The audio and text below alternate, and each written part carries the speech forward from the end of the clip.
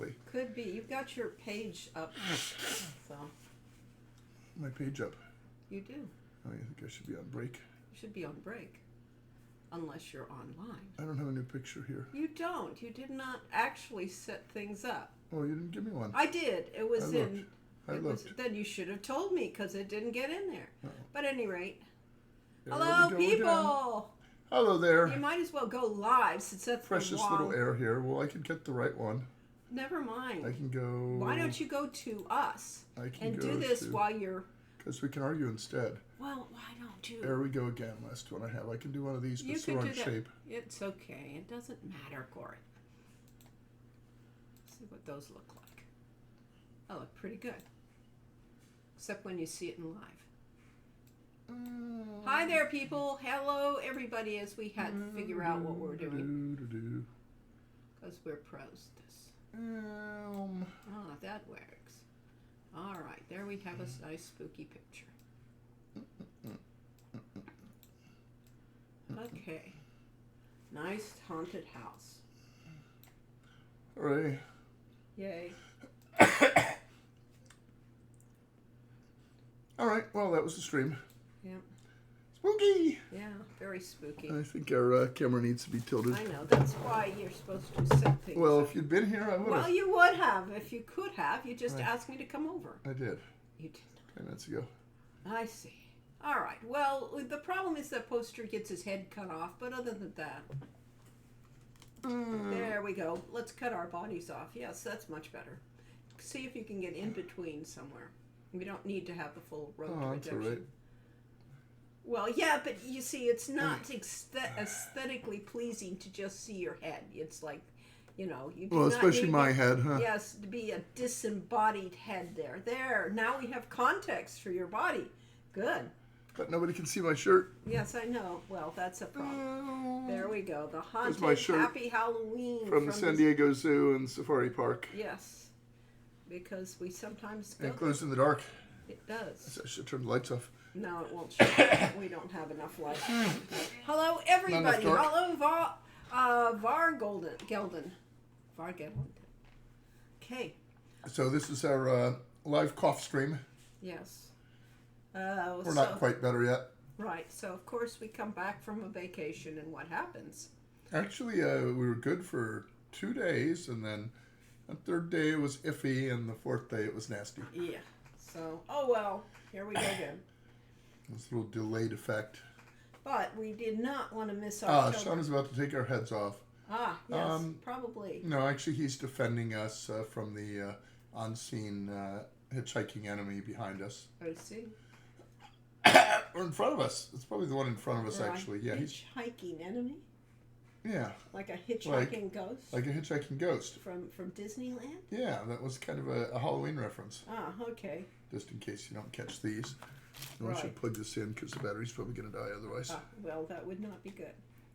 So, yes, welcome again. Oh, hi It there, is- everyone. It is spooky season. Let's see, that's Laurie Cole. I'm Corey Cole, and we're collectively known as the Coles. And the only reason we're known as the Coles is because some fan one time decided to create a wiki page for us called the Coles. So therefore, we're the Coles. Ah, yes. as seen on Wikipedia. But, yes. And she's Laurie Ann Cole, as seen on IMDb. Ah, So am we're I? Okay. celebrities, yes, All right, any rate. I think. Oh, Yeah. it doesn't matter. Any rate, we are here to celebrate the spooky season because that is the most important part of the year. I have my house happily dressed down in fall colors with some spooky things here and there. Yes, there is indeed. Here we go. Here's our Rumors. there's Laurie's IMDb page. And Known for Quest for Glory 1, Quest for Glory, King's Quest 3 Redux to Era's Human, wow. the voice of Smaud. Ah, very good.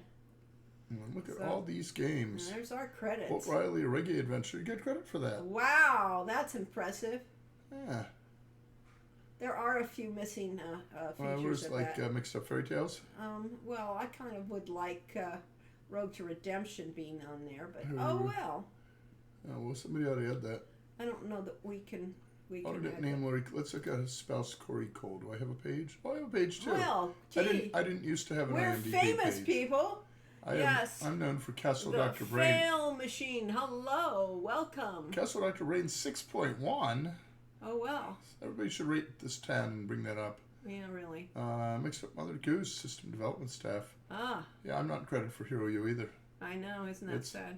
Well, Oh, it well. was. I did such a bad job publicizing game that it's probably not even on Yeah. IMDb. Probably not. Hero U, Rogue. Nope, results. No results. Oh well. Any rate, let's go back to our regularly scheduled. Podcast episode Ah, mentions it. wow. Okay. So any rate, this is again. Hero U Rogue Redemption has no voice acting. Ah. And That IMDb is could be yes. That would make IMDb sense. is about the actors, and be. Quest for We Glory. do not need to show a bio bidet picture, Corey. Oh, maybe I should get one of those. You should get something other than that. How about a picture or us? One of the two. How about Your Our Patreon Patreon page. there's a Patreon We'll page. get to a Our real number's page. been steadily dropping on that Well, we because haven't been doing much for it. I have. I've been posting Okay. Like canceling frolicking the with the stream. leprechauns Uh-huh. and being in Bratislava. Yes. And then we have the wrong picture for today. Yeah, indeed.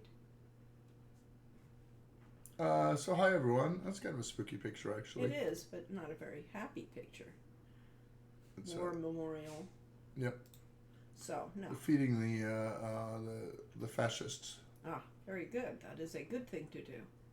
So anyway, let's go to us.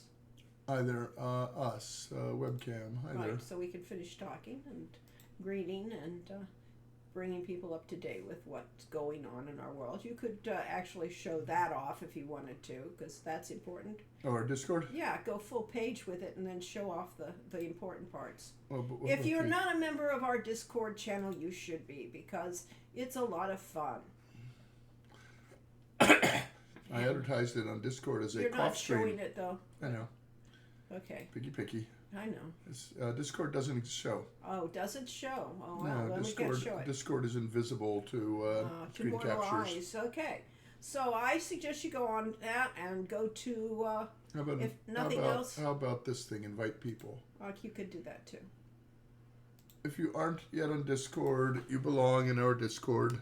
Yes, it's the right place to find out news and to have fun. But there's Because if there's you're- an invitation that's good for I think 7 days, And then what happens? and then it stops working.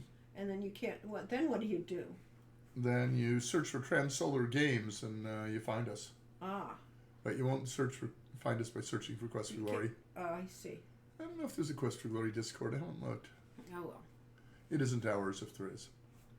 So yes, join us on Discord. Join people discussions of our games and discussions of punny things, and And, have fun. And contribute to our Patreon because that helps us run this stream. Yes, pays for the stream, more or less. More or less. Sort of.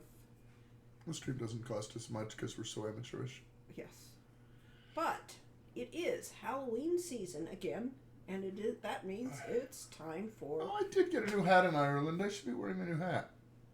Shadows of Darkness. Where did you put it? I think it's probably in the closet. Oh well, then you'll never find it. I will. I'll walk around you Very good. while you talk. While 'Cause I try to actually talk about what we're talking my about. 4 hours of sleep didn't quite do it for me. I see. So, any rate, it is Shadow of Darkness time, the best time of the year. Of course, it's the time that the game Quest for Glory: Shadows of Darkness was the game that was the one that was the most important game of the series because it was the most fun to actually write. It had everything in it that we could possibly stick in that had anything remotely to do with the tropes of Halloween and spooky stuff without going too far. I mean, we didn't actually have anything that was scary. There we go. What I really wanted to do, of course, was take a camera around this house that Lori has decorated Well, entirely for Halloween. we'll do a picture of it. I need to get out. That's why I got So out. this is my totally authentic Irish cap purchased in Ireland. Until you look on the inside where it says "The Quiet Man," which was a movie set in Ireland, and nobody actually wears these caps except in the movie. I saw people with them, and they Yeah, were mostly, natives. Mostly our group. Here's a cushion that Lori purchased for our holiday. Yes, I think I got that at the craft show in here. Yeah. Oh, the craft show last year. Yeah, oh yeah. And here's some spider webs. This is the back of this one, Dead and Breakfast At the Ghostly Manor. at the Ghostly Manor. And of course, the punchline It is says, "Please book a head." so. That's our. So that's a tiny part of the extensive Halloween decorations, of which, as usual, Lori has done all the work, and I merely admire them. Oh well, somebody has to because we don't have a lot of people. We don't show it to anyone else, so it's my job to admire it. Yes, it is. Somebody has to appreciate all the work I go into. So, at any rate, it is. What would you say, Corey, are your favorite Halloween films? Oh, I thought you were going to give me a job interview and ask my strengths and weaknesses. No, I'm never going to ask you that because I know what they are. Scoot up a little bit so I can get in here. Thank you. My weakness is being such a perfectionist that I just have to get everything right. Ah, very good. Any rate. That's one of the famous cop-out weaknesses. Okay, I'm sorry. What is my favorite? Your favorite Halloween or spooky movies? Ooh, spooky movies. Well, the scariest movie I ever saw was the one when I was about 20 and I was working in Chicago. I mentioned this before. Yeah. It is called Blue Sunshine. That's the most terrifying movie I've ever seen. Okay. However, I'm not generally a fan of scary movies. Obviously, Alien is amazing. Alien has got to be because it's a good movie. It's the ultimate Halloween haunted, scary movie it has ever been. I do not consider it a good movie in terms of what I want to watch again. I would not. Once was actually enough for that. It gave me everything. It had claustrophobia. It had jump scares. I was going to say that's the category's jump scare. Yeah, and it had an interesting plot and a great heroine. So it had everything. Sigourney Weaver, but how can you touch her? It's still gruesome and still disturbing seeing pieces of it. So yeah. Oh, somebody asked, do we ever dress up? We will probably dress up as much as we ever do for next time's stream, which will be the official Halloween stream. Let's see. I dressed up as a jester one year. I've dressed up as kind of a wizard a few times. And of course, you dressed up as a Balrog when I first met you. Oh, a Balrog. Yeah, that's true. So the one and only time I entered a competition at a science fiction convention happened to be the WesterCon in San Francisco, 1979, I believe, where I met Lori, and she generously offered to help me with my makeup, which wasn't much, and adjusted my Balrog wings. The wings were impressive. The wings were the best part of the costume. Yeah. It was like a shimmery silver bodysuit for the chest, and then just generic black Ren Fair style pants below that. So nothing else was impressive, but the wings were cool. Yeah. Aliens was very scary and suspenseful, especially if you watch it in a dark basement at night on a windy night. Yeah. That would be very. That adds to the creepiness. You have to have the right environment and atmosphere. Well, Alien is the first movie. The second movie, Aliens, is more of a good war movie. It's not the same. It is not a horror movie. All of a sudden, it really doesn't have the creepiness of it. But it has a good, basics gung ho war movie theme. I've mentioned a couple times that I occasionally go outside and look up at the sky, and it just doesn't look real, and it's like, okay, am I in the Matrix or what? And yesterday, I guess it was, we went out on it was a foggy day, and every time I go out on a foggy day now, I have flashbacks to Lord of the Rings, and When Bilbo puts on the ring and suddenly everything turns all foggy and misty and indistinct, and he can see the Balrogs from miles. Suddenly you're in the and ghost realm. the ring wraiths can see the ring wraiths, yes. and they can see him. Okay. Every misty day makes me think of that now. Okay. Because that was really well done in the movie. In Lord of the Rings. Lord of the Rings movie. With Frodo more and... Frodo. Oh, Bilbo's the previous one. Yeah. Okay, so no Balrog and no Bilbo. It is Frodo putting on the ring, which he shouldn't do. But, the ring has a will of its own. After all. And the ring wraiths... They were very well done, let's put it this way. They were terrifying.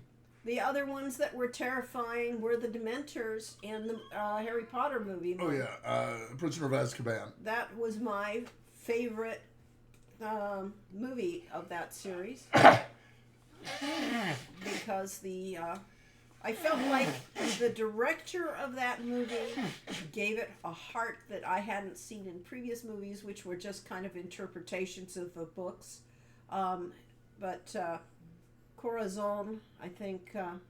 Was it Corazon that did Corazon? Yeah. Azkaban, not Corazon. Yeah. Corazon. He actually put in, little moments between the characters that made it. Hiya, pleased to meet ya. Been a bit. Wow, thank you for joining us, Drop. So we're talking about spooky movies. Alfonso Cuarón was the director. Okay, Cuarón. Okay, yes. And he did one of the best jobs of all the movies. Definitely. Oh, you could just be showing this page, or can you? I probably, Why can't you? Yeah, Why can you show this page and not Discord? Because Discord has its own tricks. But see, that preview of that really shows the cinematography. There was great cinematography. There was great toning, and now we're on something else. No, an advertisement. Yeah, so now we don't need to see this, because right now, I don't really want to promote Harry Potter things, but I will say that definitely got the creepiness, the spookiness, the floating candles, and just really set a mood for the whole show that was entertaining. And see, look, it isn't bright and sunny. He's got a tone on the whole thing. This is great stuff. So I really recommend this movie of all the stupid movies of the series for cinematography and for direction. So, at any rate, Azkaban. The subject was scary movies, which, of course... 7.9. Let's see if I search for Harry Potter. I wonder if I'll see the ratings of all of them.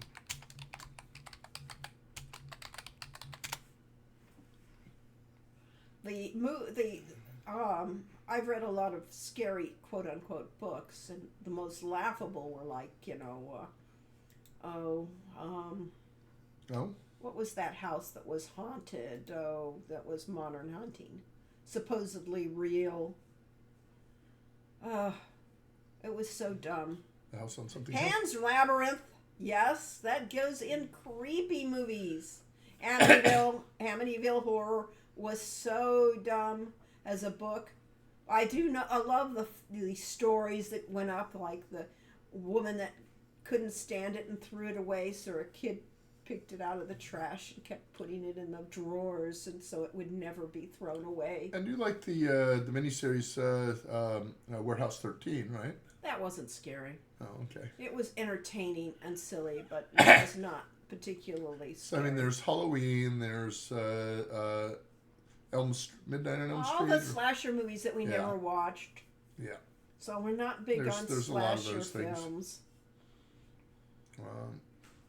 And of course the original is the Alfred Hitchcock Psycho. Vargelden has an interesting question about why did we choose to do an RPG that didn't follow the normal D&D way of experience of used levels up and choosing and instead we choosing to get better at, instead of the much better and more realistic thing you did, getting better at what you do repeatedly. Okay, so that was an offshoot Well, it of starts because of the way I learned D&D. Oh, okay. So yeah, starts with Lori playing Arizona D&D. I didn't experience Dungeon and Dragons in its purest form initially. I um, found the Arizona variant because at that time there were only a few rules to the game anyway, so people were making their own rules. And the Arizona variant system gave you experience points, and then at the end, you would buy what skills you wanted with those points and improve that way, which I really liked. But you would spend hours after the game trying to allocate those points so that it was, you know, creating the character you want, which allowed for every character to have unique skills and abilities, and no two characters were alike that way. It wasn't, and then I met Corey, and discovered what real D&D was like. Sort of. And you know, the first games you were playing was real D&D. Yeah. And oh, I hated it. I hated that cookie cutter. Every character is alike. You all, you know, progress the same way. It was not, and it was so generic. Yeah, I had the rule of thumb in original D&D that characters are basically defined by their gear. So somebody gets a magical sword or something like that. Or their adventure experiences kind of end up defining the character, as opposed to creating a backstory before you start and then having that be meaningful, because whatever backstory you create ends up getting overridden by the rules of the game, and as Lloyd says, the cookie cutter nature. So we played some great D&D games over the years. So I started out in playing in Chicago. Jack Eilrich was the dungeon master. Al Whaley was another one and the third one I don't remember his name. I should, but Jack was an excellent dungeon master. Really good at painting a picture and creating a campaign. One of the shticks he had is one of the players, who was I think his cousin or something like that, had every time. It was a character that was very high entropy. Characters died a lot. And every time this one player's character died, and he would roll up a new character, some NPC came up to him and sent him on a quest for the Green Skull. And so all of his characters, no matter how many he had, were unified by the quest for the Green Skull. And they would find, a tooth somewhere, or a little skull fragment somewhere else, and that he had a family quest to find all the parts and reassemble this Green Skull. Well, that's pretty creepy. It was, and at one point we had a wish item that nobody knew was a wish item, and we were in an absolutely hopeless circumstance of being on a hill surrounded by hundreds of orcs. Hi, Brainiac. Thank you for showing up, at least for a second. Have a good family today. And then, and Dungeon Master says, you do have something you can do. And finally somebody said, well, I wish we were somewhere else. And we all popped to another place and said, you mean we have a wish item? And because things were not, just handed to you back then. So he really introduced me the idea that storytelling is a major component of the game, that it's not just about the rules. And deep, was played fast and loose with the rules, except that every once in a while we did play by the rules. So I had a character that had been turned into a stone giant by a statue, and then had an encounter with a ghoul and blew my saving throw again and was paralyzed with a ghoul. At which point he started calling up every other dungeon master he knew to say, what are the rules for, curing paralysis?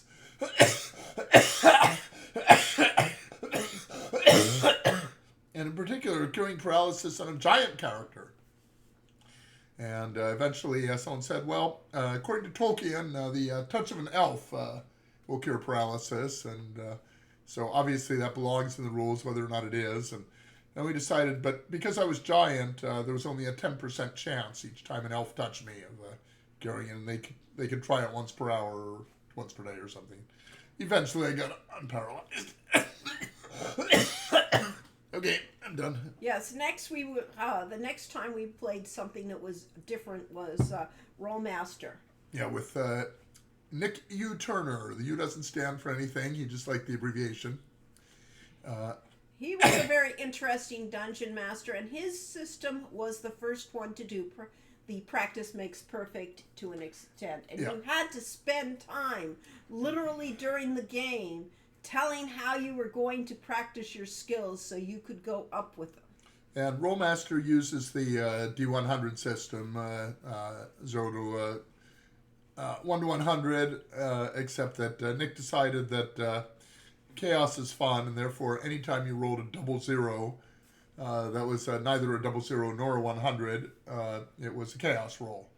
And you'd then roll a second time, and if you got a high percentage number, it was lucky chaos. If you had a low percentage number, it was unlucky chaos. So that's another rule we wound up using in our games forever after.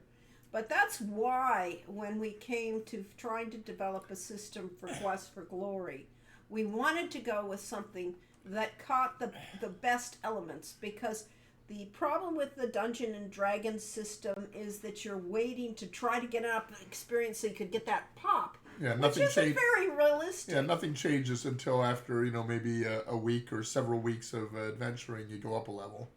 Yeah. The Practice Makes Perfect system, which also came because we read the book The Practice Effect by David Brin. Which, by the way, is the opposite of Practice Makes Perfect. It's a really interesting story. Was it a short story or a book? No, it's a novel. Is it a novel? Okay. The idea in The Practice Effect is that inanimate objects could be practiced to become better. So, So you'd make a very crude wooden chair. and give it to the peasants to sit on.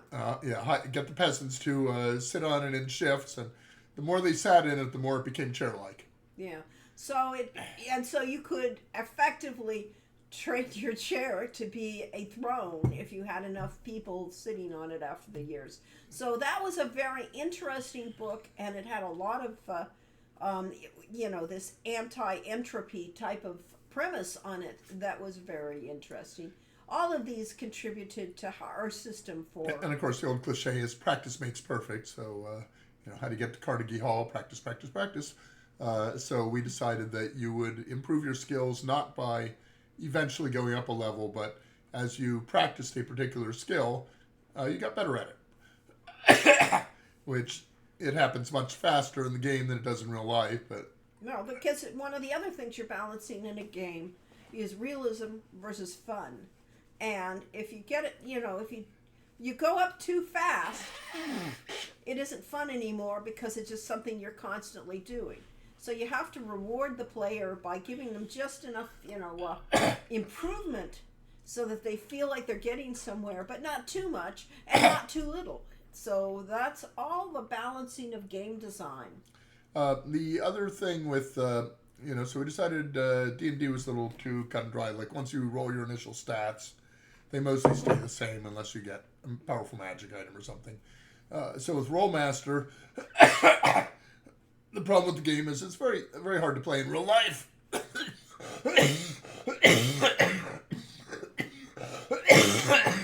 As is breathing.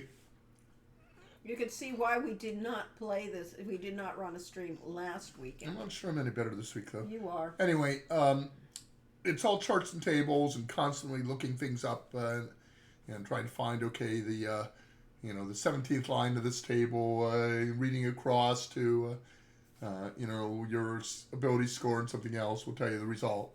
And that's something that's hard to do on a table, but it's very easy to do on a computer. Right. So we train the computer to resolve all these percentile things and hit it from the player so we can focus on the story. Right. So, to stick to the fun parts. So, Nabi saw The Wicker Man for the first time recently. Was that the more recent movie? The first movie was rather interesting. Yeah, the original Wicker Man was an excellent movie, and especially because it had great folk music. Yeah.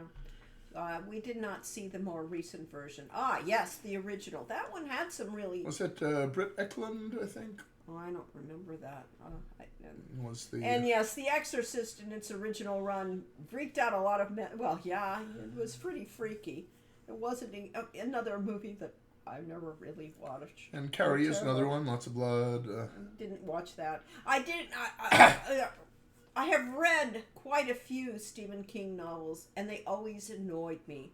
There was always something about it, like he set up a smoking gun and did not actually deliver on that smoking gun. But that's just me. Had a couple books by William Goldman, who wrote The Princess Bride, and but his day job was as a screenwriter, and he adapted one of the Stephen King books. The title I don't recall. Had something to do with a nurse and a guy confined to bed. Misery. Was that Misery? Misery. Yeah. Okay. So he wrote Misery. Yes. Ugh. That one. He did the screenplay for it. Yeah. That was one I didn't want to watch. I mean, that really was unpleasant. I did not need unpleasantness in my things. And he also did the screenplay for Butch Cassidy and the Sundance Kid, so quite flexible. Mm-hmm. But it's just interesting. The sorts of horror that people, like to read and get shivers from and hope it doesn't happen to them in real life. As opposed to, say, hurricanes in Florida, The real things, the real scary wildfires things. in California. We'd much rather have the shivers be on film or in our imagination from books, which we could put down after the fact. So walking into a bookstore at the airport, they had the recommended by staff books, and one of them was this book, Legends and Lattes, which I've just started reading, but we read the sequel first. And since the sequel was actually designed to be a prequel, that actually worked really well. What was the title of the other one? Bookshops and Bone Dust. Bookshops and Bone Dust.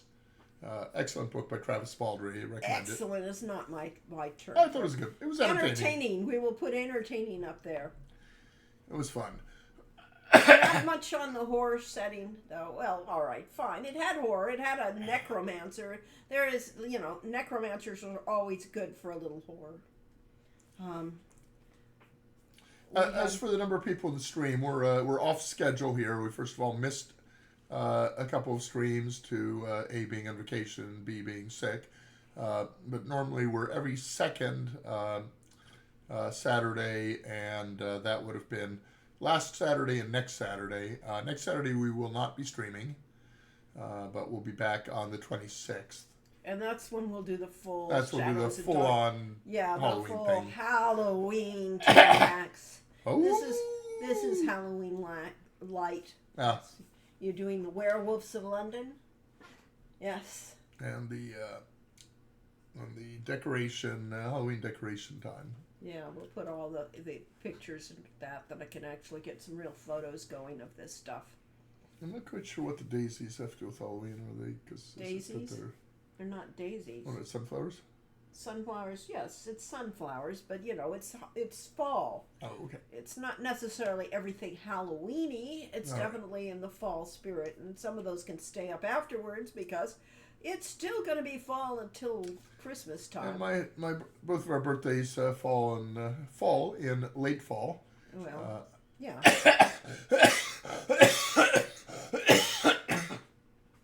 So we get the the fall ambiance, the pumpkin spice lattes, which I actually like. Lori pours coffee, and the Halloween, and then into Thanksgiving, all part of the ambiance.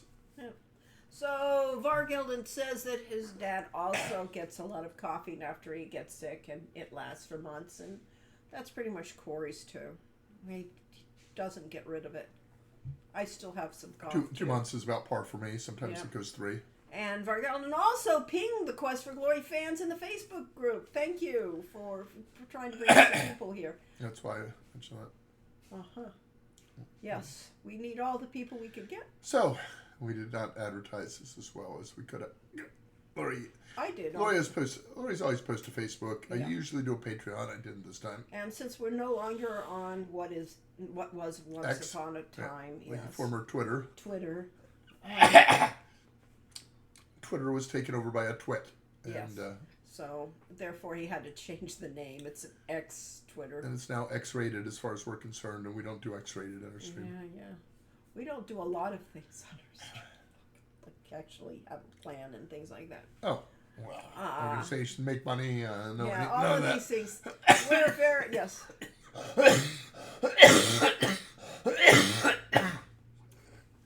But we do make a bit of money for our Patreon, so you should come.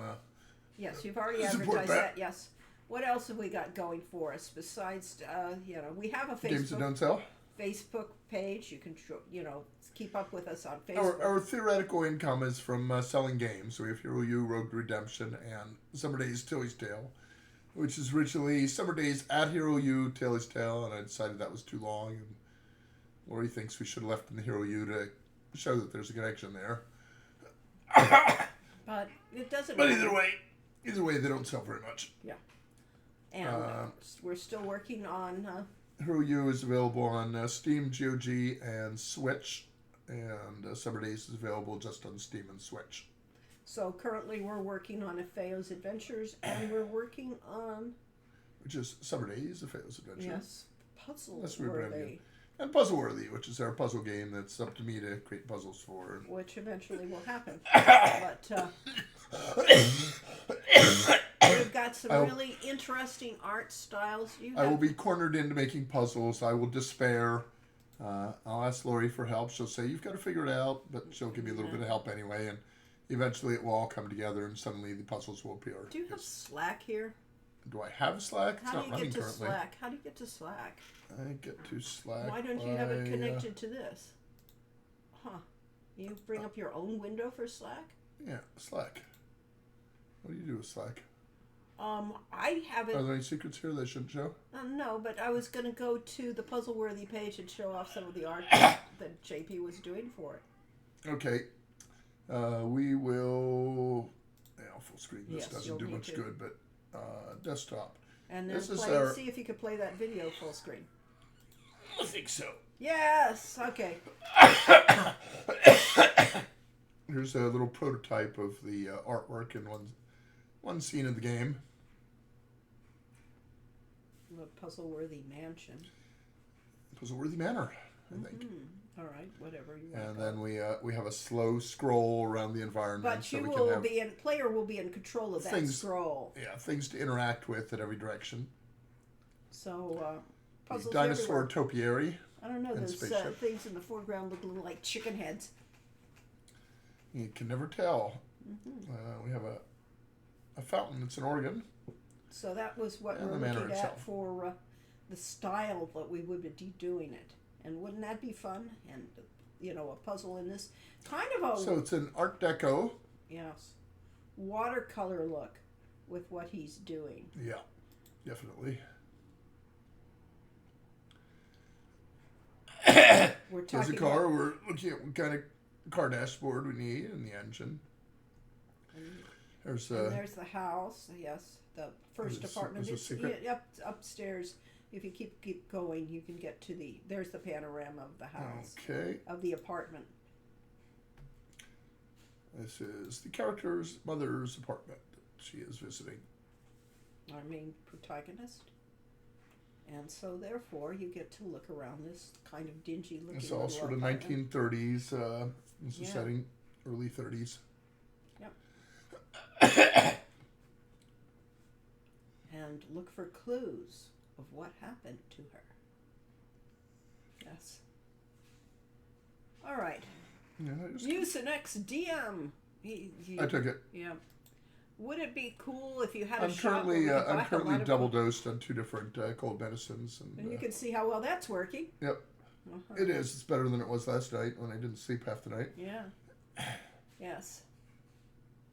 The problem with the store is the shipping, and right now shipping is horrendous. I guess it just makes it sound like that in stores like this, showing. Both the cost of it and the obligation for me or someone we hire. And we have no way of hiring anyone to ship all that stuff. Yes, it's the high. That is really expensive. When we did the Kickstarter for Hero U, we had physical merchandise, and actually ended up with a friend who did a store out of his garage, online store out of his garage. Hired someone to do packing and labeling and so on. And That's how we shipped out all those things. And the local post office is tiny. It was in Bass Lake, California, and they did not appreciate the fact that I came up with, carloads full of dozens of boxes at a time, and did not have the control sheet that they expect a professional shipper to have. I said, "What's a control sheet?" So, big learning exercise involved. Ah. So we do have half a garage here full of merchandise that eventually we should be selling. And we have merchandise at somebody else's. else's. And some of it's up in Washington State. Yeah, from the last convention we were at. Yeah. Mucinex GM. You would gain experience points every time you cough. Oh, geez. Wow. I would be a superhero. I would be at forced retirement. The old original D&D. Once a character hit demigod status, the DM would retire him and make him into an NPC. So he'd be forced retirement indeed. So let's see. When I was at Sierra, one of the WAGs we worked with, Bob Fischbach, was excellent. Get more tea. Excellent programmer for. You do me too. Do you too? Do me too. A Maui Cup. That's from back a ways. Actually, we went to Maui the year before it. Lahaina got set on fire, so we were lucky to see it, but it was very, very sad seeing all those buildings destroyed and the banyan tree and so on. But anyway, Bob would, because I got sick. My whole life, I've gotten sick often. I would cough, and he'd say, "Better stop coughing until they carry you away in one." Or they'll carry you away in one. Or, sounds better since you got it fixed. So he had line for everything. But Bob was our... yes, Bob was the first one to put puns in Heroes Quest, and he prototyped the first several scenes of the game, and had a great eye for choreography and, timing of the scenes. Fisherman's Friend, extra strength cough drops. Yeah, I do the halls, Cherry. I have done Fisherman's Friend. I don't care for him. Was he that guy eating in Quest for Glory 3? Eating. What scene?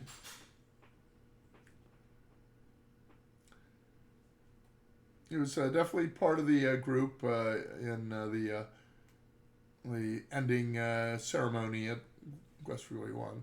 Eating in the inn was Bob Fischbach. Eating at the inn in Quest for Glory 3. I don't think so. Yeah.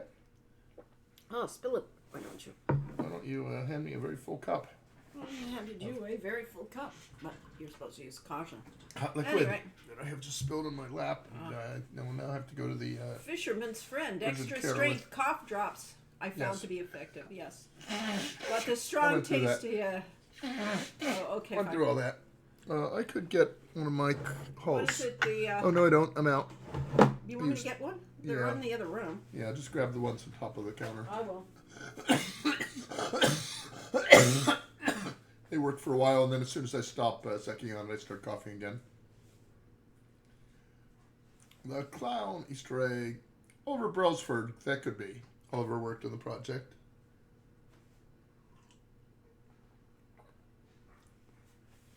Oliver was a programmer with me on Castle Dr. Brain. I don't remember if he worked on Mixed Up Fairy Tales as well, possibly. But he was actually the main programmer other than me on Castle Dr. Brain, and then he became the lead programmer at Quest for Glory 3, I think, if I have my order right. Those are some other kind of lozenges. Yes. If you talk about the Fisherman's Friend, this this extra strength Vicks Vapo Cool. Well, I haven't tried those yet. Should I try it? Yes, it says it's an oral anesthetic. That's because it burnt every last, cell in your tongue It and doesn't mouth. have cough, though. It doesn't, but it will be. Yes. Yes, asthma medicine can help coughing even on people that don't have asthma. That's interesting. Yes, I do have a. I take a couple of asthma medicines regularly, every morning and night, and I also have albuterol rescue inhalers, they call them, and a few nights ago when I had a really bad attack in the middle of the night, I used my albuterol inhaler, and it actually helped the coughing as well. Let's see how you like that cough drop. It's not bad at first. It takes a bit to warm up. I see where it's going. Mm-hmm. That's it's kind of similar to a fisherman's friend, actually. Yeah. Uh-huh. So, let's see. The subject was... So I don't like to take those medicines unless I have to. So don't like to Because he overuse takes them. a lot of medicine after all. Yeah, and if I use it and then an hour later have a serious attack, I can't use it again Right. for 4 hours. So that's important consideration. Boiling water and breathing in the fumes. Yes. Well, One shower does help. Vapor Rub used to be Oh yeah, I would rub sovereign cure for anything. vapor rub all around and it those. would burn your face and that. But oddly enough, it was one of the best. If your skin was chapped from sneezing too much and that sort of thing, That would seem to help it to heal. it really would heal it. Even though initially it was physically painful to use, just like that cough drop that he's using. So I've seen this one before. that's just that's just how it's the 3D look, how it gets turned into the panorama. But we're not showing it, so Not showing that one. Okay, it's pretty interesting. We So could they have were not showed showing you. It's really You could interesting. show it if you were gonna do that. I lost it. You did. You lost the whole thing. It was up there, I think. Next there. Yeah, interesting too. That's 2. Yeah. All right. Fine. All right, here's a thing. That shows how that This to is do the a, panorama. This A is concept panorama image of the. well. This is what JP. I think this is JP's. Either that or it's Phillips. I can't remember actually how it's distorted to make that panorama. Yeah, this was JP's, so that he would bring that into whatever program he was using, and it doesn't. And here's And nice then yes, outdoor look. That's kind that's of. how the panorama works. That's seen what it concept. looks like. It's not the concept. It's how Oh, he okay, this is actually what a turns particular- into those panoramas. So, By the way, JP is a really excellent artist. yeah. We are very blessed to have him. Okay. So, at any rate. So But that's we- the project we've been heavily working on instead of actually getting Rafael's Adventure done. Yeah, well. Heavenly is that. But occasionally we actually do something like Retro that. slowly. At any rate, let's get to Shadows of Darkness, why don't we? Shadows of Darkness. Right. Our third game in the series. Our third planned game in Darkness the series. doesn't cast shadows. Light casts shadows. And wound up being the 4th game in the series. Yeah, so it's designed to have been third. And we interpolated Quest for Glory 3, Wages of War, or Secrets of the Lost City, as the case may be. Into that, mostly because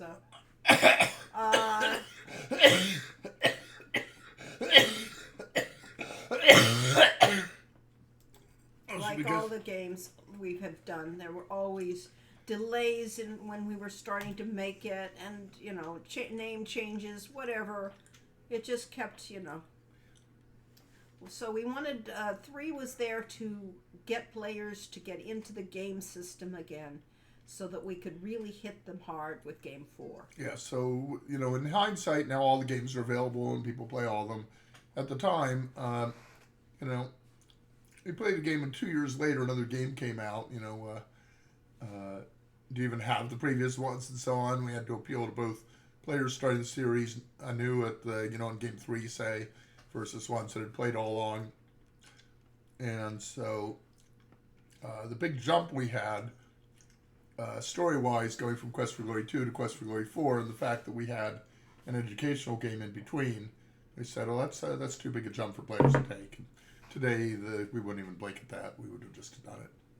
Yeah, well, different times, different And then situations. one of our friends at Sierra, Ellen Guan Beeman, came up to me in the hall and said, "Oh, I know what your next game is going to be. It's going to explore this really interesting Lion Tour character, Rakesh, and his story about where he had come to Sapir looking for help against the Demon Prince." And we had to admit that, that made an awful lot of sense. We had really set that up without, thinking of it as more than a side. But it made sense to resolve that storyline.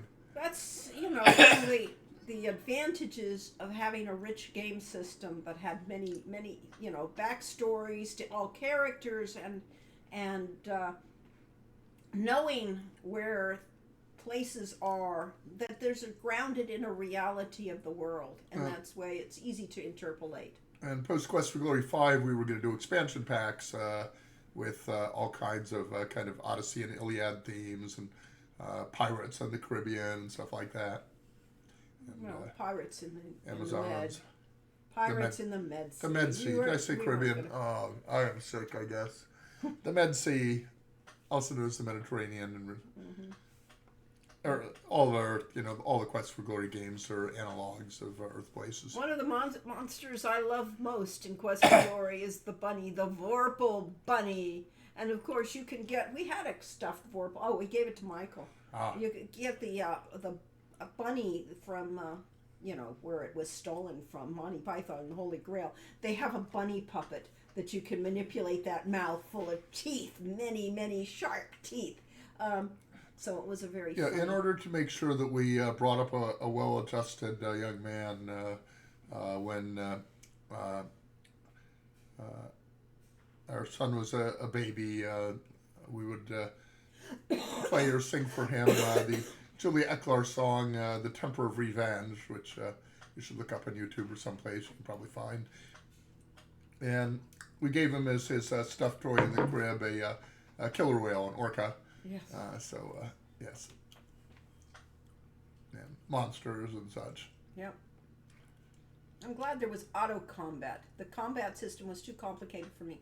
That was a choice. It was definitely a choice to make sure that people didn't have to play. And honestly, I wasn't very good at combat. But I loved the Quest for Glory 4 combat. That was the one that most caught how I liked playing, because you had to think about things. You got tells. All the monsters would give you a tell, and then you could react and actually do something about it. It wasn't just random chance. But then again, we had the fuzzy logic that, what was his name? Henry Yu. Henry Yu came up. I got into a random conversation to him one Friday night and say, I've always kind of wanted to incorporate fuzzy logic into the games, that haven't found a chance to do that yet. And he said, "Oh, well, I think we could have a fuzzy logic combat system, and let me play with it. I'll see what I can come up with." And that was where the slider bar things come from. Yeah, and so that you could basically set characteristics, and then fuzzy logic decision making works from there to decide what your character does, and the monster is also on fuzzy logic as to, and that makes it a little less predictable, that it's not like choreographed that will always. And it's very random. Yeah. So it is something that, is generated at the moment, and it's always going to be interesting at that point. So yes, we wanted to come up with a system that would appeal to people that did not want to play a Twitch game. But the Rather than random, I would say it's a good simulation of if the monster was a real, animal or person that making decisions what to do, and mixing up in strategy is what you get. So anyway, I came back in on Monday, and Henry had the fully working combat demo that did exactly what we had talked about, and it was a lot of fun. So we had people working on our games all along the way. I tended to play it in automatic mode, and Lori played it in manual mode. Yep. So let us start this game. Okay, so over here on the desktop, I have the Quest for Glory collection on Steam. And I will launch Quest for Glory 4 Shadows of Darkness. And we will, as usual, have problems with the volume. Yes, I like to give menu commands in my RPGs. Yeah, it's a matter of taste and Twitch tolerance. Mostly I don't play Twitch games, but look, this. How many months did this take?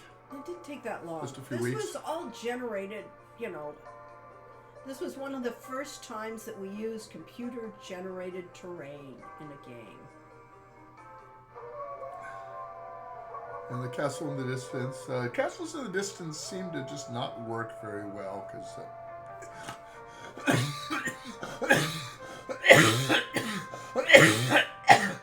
Let's see if I have a game to restore. Nope. Oh dear. We need to create a character. We want to start at the beginning anyway. We don't want to pick it up. What about credits? You could go to credits if you wanted. Yeah, not spooky enough. Other than furthering the theme of who worked on this. Quite a team. I think there were about 50 people. I think I'll play a fighter. No, we played a fighter last game. Did we? didn't. Oh, no, we played the magic user. You should play magic user. Oh, look, there's a bat coming up in the foreground. Okay, let us give that to the audience. Oh, okay. Well, I don't want to play a thief You're because a fighter, I'm really bad not at a it. lover. I'm just going to play it. You are? Yeah, because too much work to ask questions and stuff. You're not doing it out loud. It isn't tough to do that visual, but that's fine. All right, what name do you want? I can still cancel. No, that's all right. You wanted to play a fighter. How about? Oh, if only Paladin. That's what we wanted to play, is the Paladin. We're getting... Bill. No. Ugh. Let's have something a little better than Bill. There. Bill the Fighter. Bill with one L, because out of Bill the Galactic Hero. I see. This music is probably overwhelming everybody. It's overwhelming me. Are we hurting with our music being... no, that's for Paladins. Okay. Of course, if we turn them Tim. into the next game. Enchanter. Can't be Tim. Rock and roll? No, but you should have a can't capital you R. get it? I can get a couple there. This would be the game to play as a paladin. Yes, it is. It's done. Wasn't Devon his name at one point? Not in our games. It was Devon in the Prima Strategy Guide, and that was because Paula Spies was the primary author of that, along with Lori, and Paula named her character Devon Aidendale. Yes. And so, since she was giving examples of the play, she obviously did it from her character. Okay, that's good. Let's get out of here so we can actually adjust. Okay, what should I do? Weapon use? Rock and roll. Oh yeah. Do you actually need to add that? I have 80 points available. Okay. Let's put it all in vitality. Really? And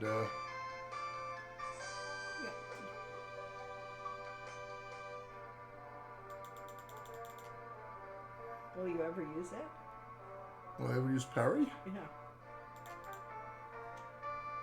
Maybe it's automated. Back in my one. day, I first played this with the PC Squeaker. Yes. Dungeon Crawler Carl. Yeah, that would have been a name too, but too long. I think I hit start twice. Oh. Ew. Spooky. I don't know if we have any. You awaken from nightmares of flying and falling. You find yourself in this strange place. Only illumination, eerie green glow. You lost your weapons and the contents of your backpack somewhere during the journey. All you have are the clothes and armor on your back. This leaves you with 4 burning corpses. Where are you? How did you get here? Who brought you here? And how in blazes can you get out of here?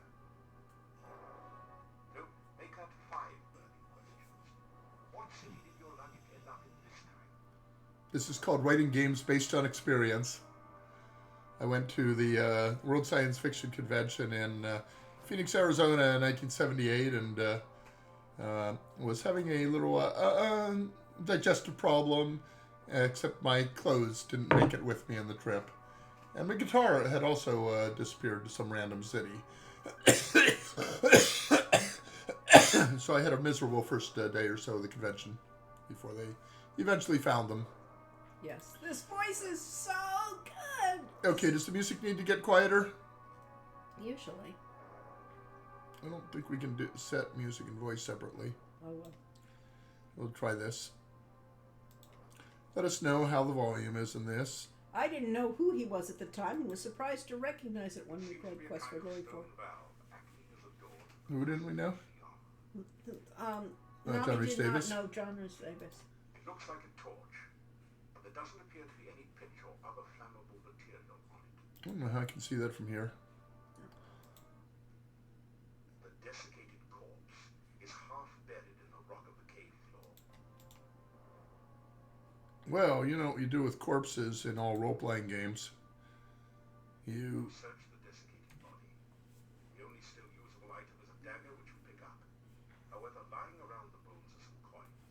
5 golden coins, each have a crown stamped on them. 13 small copper coins, each stamped 1 kopeck. Oh, we got points. and we have a dagger, so let's see what is in our inventory.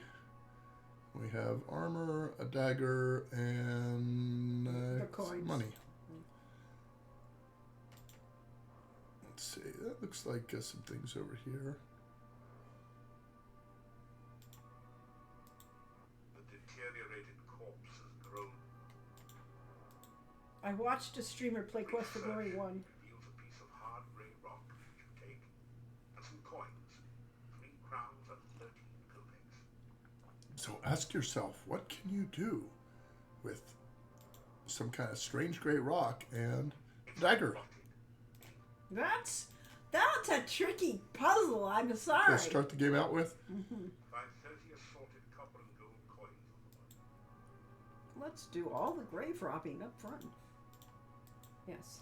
Yeah, it's always the question of, how good are your characters when they're out going to a dungeon, going to some kobold's home or whatever, and stealing everything Yes. they own. It's a typical adventure game.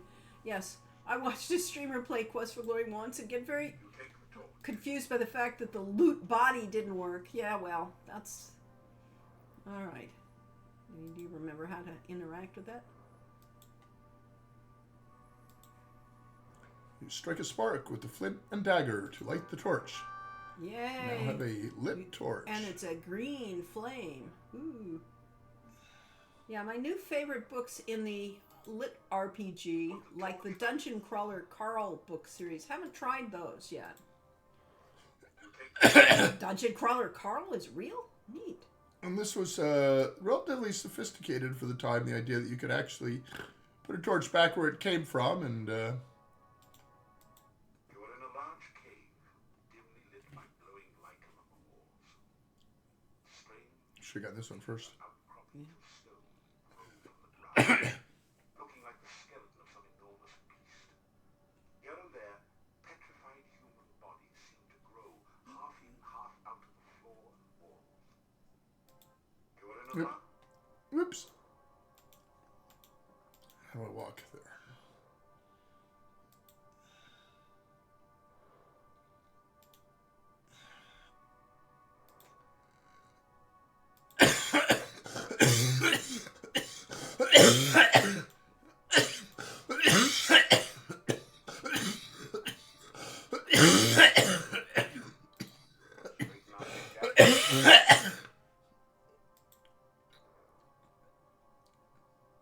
Well, we get to see scale here. You force the sphincter open with your dagger, pass through. That goes back to a game I played in where Gary Gygax was the dungeon master. You've made it into a large chamber. Stone valves, like the one you just passed through, apparently block 3 other passageways.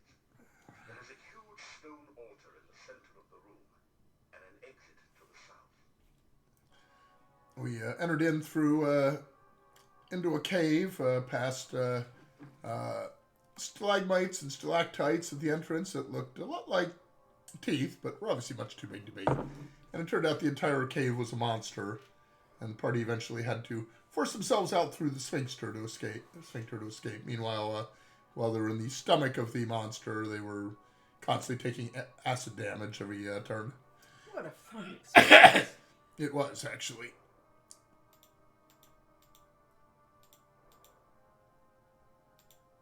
Where's my eyeball? There. The corpse has long since decayed into a dry husk, but his body seems to be in pretty good condition. Lying next to the dead warrior are a battered sword and a coin pouch. Well, these people are at least giving you some money here. Yeah. It's very generous of them. Gratefully retrieve the shield and battered sword from the dead warrior.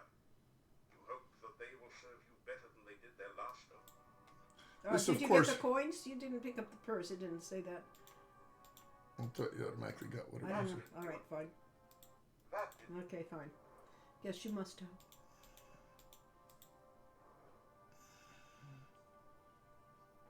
The rough stone altar is covered with dark stains as of blood long since dried to powder. You feel a creepy, uneasy sensation whenever you pass near it. Doesn't much look like a rough stone altar to me. It doesn't either. But what we have learned from these dead bodies and so on is we should probably save our game regularly. Yeah. Okay. There is an automatic save in this game. That's a nice feature. So, now that we actually were dealing with, computers that had some space on it, we could do that. Is there some parts of Quest for Glory 4 you wish were different? Rather than the number bugs. Yes, Stone lots of things, but in particular, I think that the endgame area falls a little As you short. approach the exit, you are confronted by two flying creatures. They have Oh.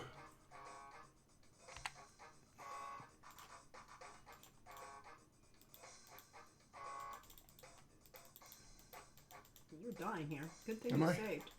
Yes, you are. If only I were better at this. If only you set your thing to.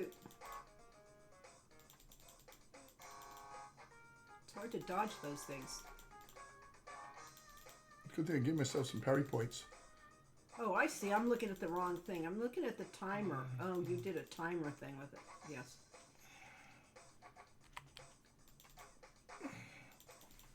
Ha! you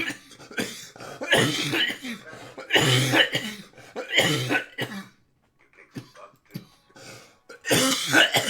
Watch out, a poisonous snake! I mean, bat. I mean, batter. Yes. That didn't do. That's about us. What? It doesn't.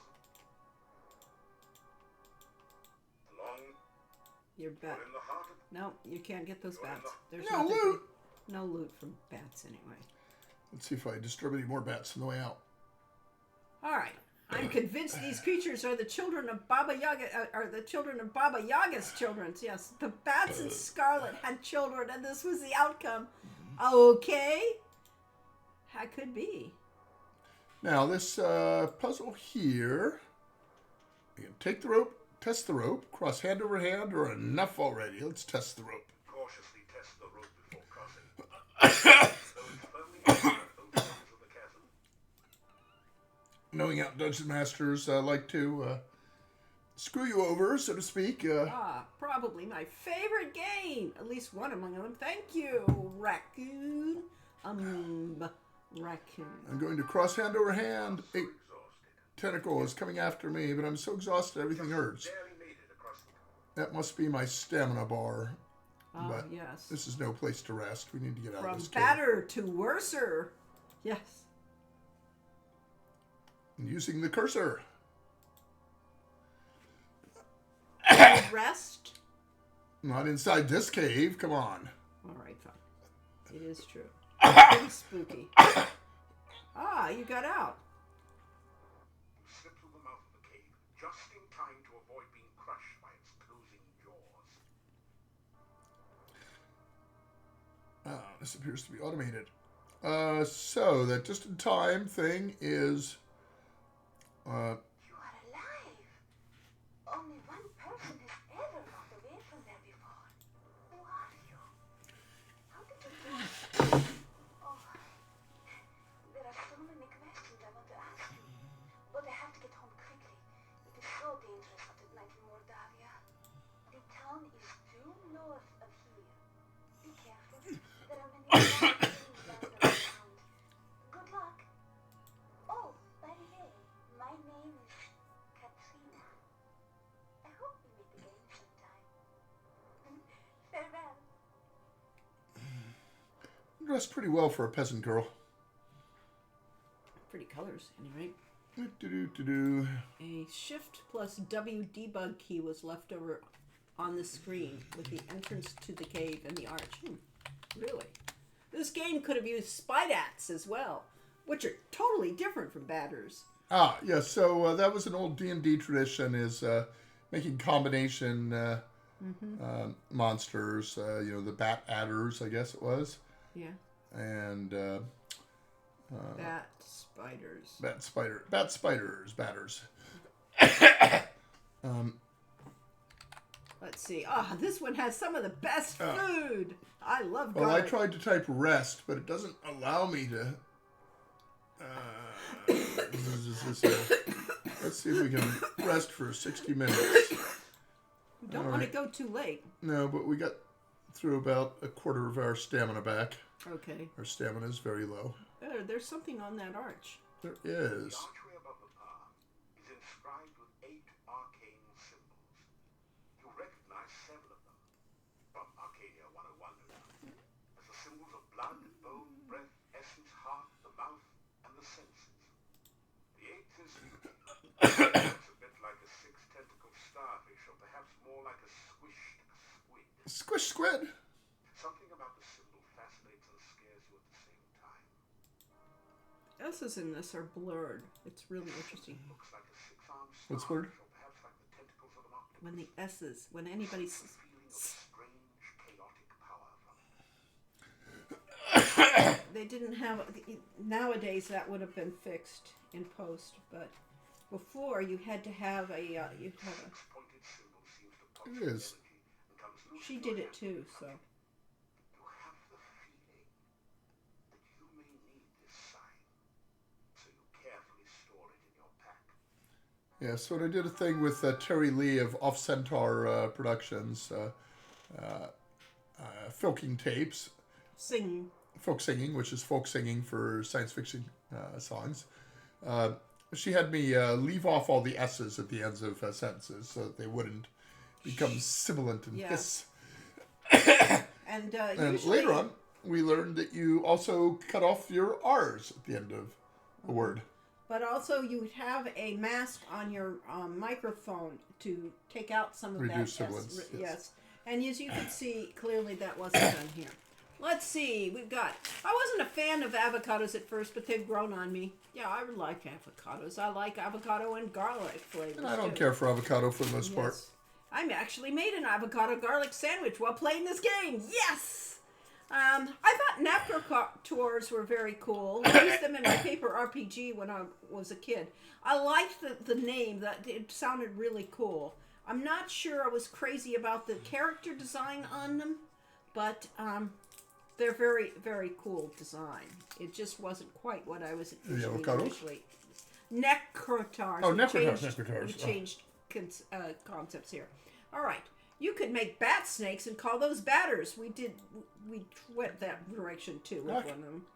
Yes. Hey, maybe a race in my... Yes.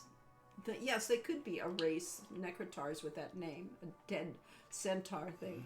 I love avocados and garlic, but I couldn't actually say I love the resulting sandwich. It depends on the bread. You have to have a good, thick, crusty bread in that.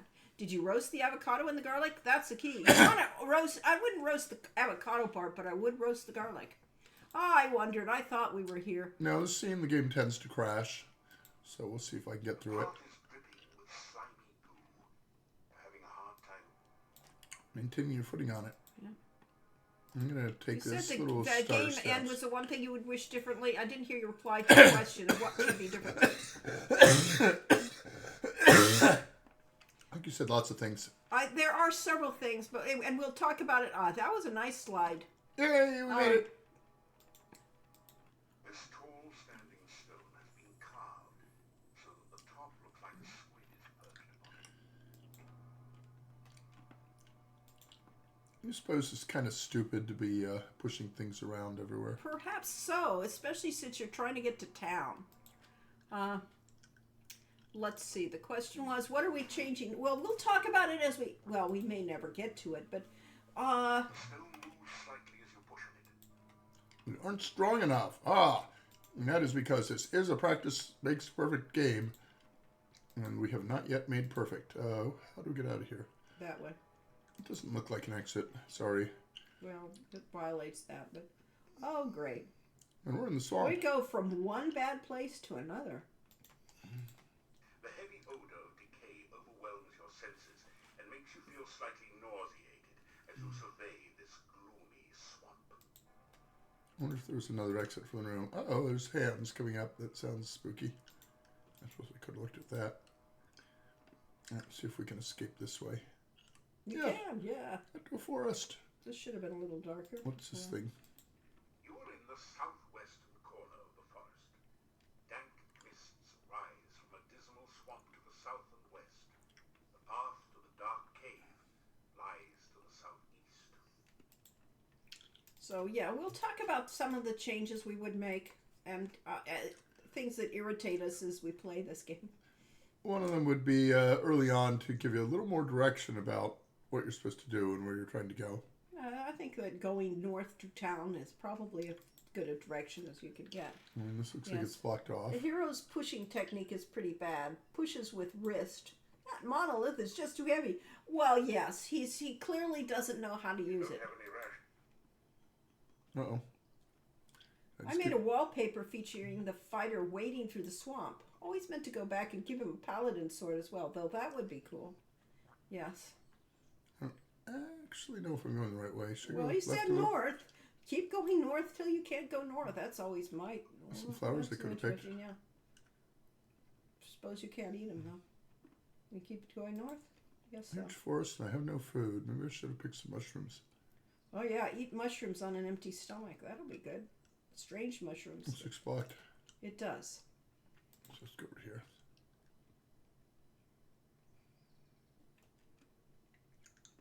Honestly, don't know. Oh, that looks like a road path up there.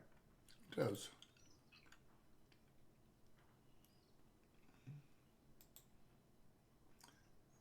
Ah, well, guess where we are. We're not in town. We are not in town. No. Heavy gate blocks the way. But maybe this is just an inn with a barred gate. Far in the distance, you can see a majestic. Welcome to Moldavia. It's nice to have some fresh blood around here.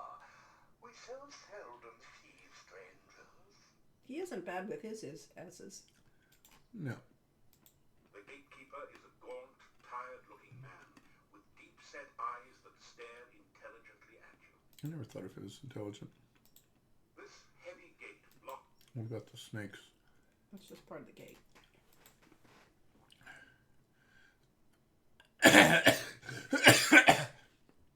Now, this is typical of the Ultima series, is that it let you type in one-word responses to questions the game would ask you. So you could ask about name, ask about castle, and so on. I am Boris Stovich. And from LucasArts games, you learned you're supposed to go through every single menu item. Well, and castles. I am the gatekeeper of Borgov Castle. Is it not true that he who guards the gates is the Keystone Speaker?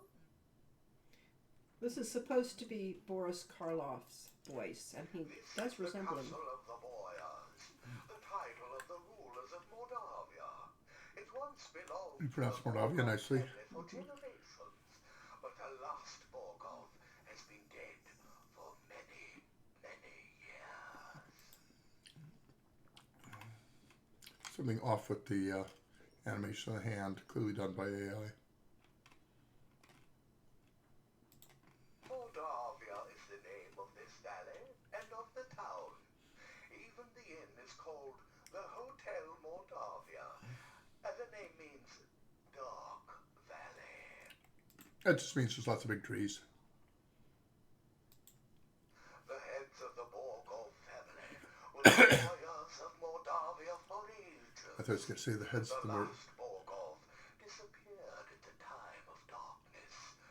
No one knows what became of him. Yes, I thought he was going to say that the heads of the Borgov family are up on posts on the wall. It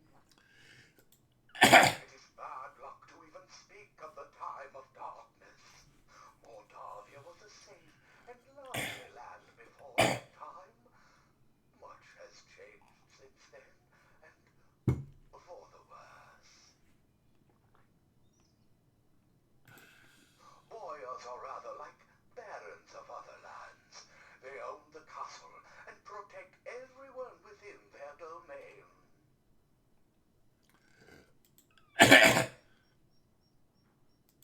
I'm not certain who all lives in the castle. I so seldom see anyone from there. There's the master, of course. And then there's the strange foreigner. Strange. There's also the master's daughter, I believe. Rather strange gods. Beyond that, I really can't say. You've said quite enough. I haven't actually seen the daughter, but I know the master is quite proud of her. Trying to do my best with his dialogue to keep the master gender neutral. The master desires privacy, and I respect that wish. As I always say, the will of the master is the shall of the servant. I wrote that. Haha. So yes, Lori has done that in a couple of games where she has gender ambiguous characters, and some of our fans are very happy about that and say, Well, no, the point of it is so The that point you is so don't the know player who doesn't the know. master is. that was our point. But Yes. the point from the viewpoint of some of the players is they're glad that, you know, we have some gender ambiguous characters. He is an unpleasant sword, with a short beard and It's the foreigner? mustache, and Yes. funny. Staring at a person and licking his lips. Most unsavory. Doesn't even wear a suit. I have only got glimpses of them occasionally. These are the guards. I don't think no matter. If a man does his job, then whether he is a man does not matter. So he says all these things in quotes that I think he's quoting from somewhere, but the one he, let's see, I think that's about it. I think we've asked everything. Ask about town. Town. The town of Moldavia is to the east of here. Turn to the east as you leave and continue until your way is blocked by rocks. Then turn north East of here. and you will find the gates of the town. Yeah, we're at the far west, northwest. Ah. Did we ask you about the gate? This is the gate Yeah, to yeah. Borgov Castle. You can see it in the distance behind here. I am here to make certain that only welcome guests may enter through here in the daytime. Ah. At night, this gate is guarded by huge necrotons. Certainly no one tries to enter without permission. What if they give you permission by saying, enter freely and of your own will? I love that Quest for Glory 4 has a Burgermeister. Yes. Goodbye, young man. May the fireplace be warm and the drink cold at your journey's end. So he speaks entirely in aphorisms. Well, if that is the north, then I'm guessing that this is the east. Of course, if that were the south, then I will get totally lost forever.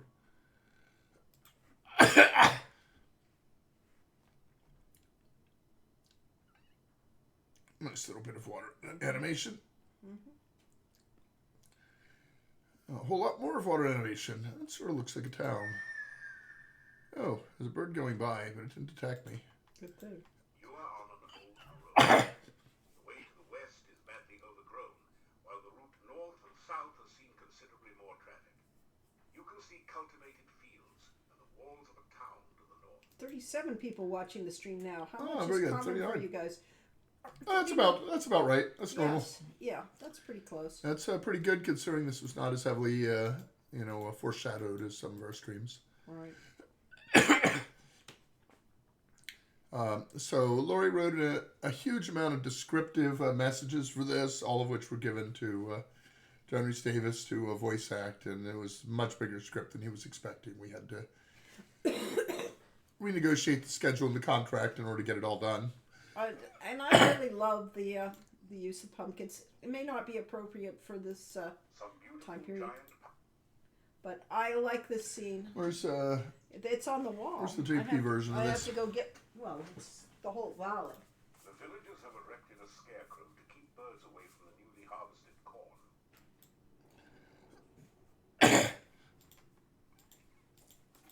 Nothing. Yep. Nothing. I accidentally used my Dark One's sigil. You'll have to go back to us though. That's always the problem. That's not so easy. Save the game while you're sitting here. Yeah, Save. Town. Entrance. Not, Boris.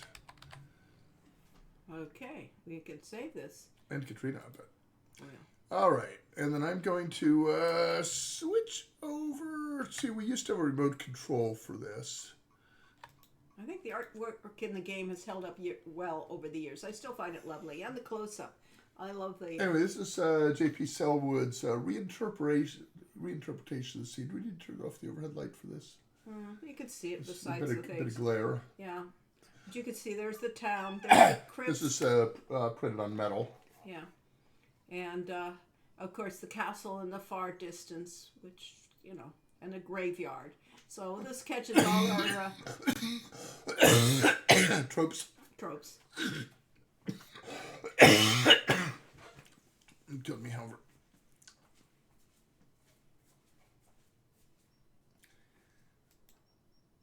All right. Now I just have to remember whether it's Control Enter or Alt Enter.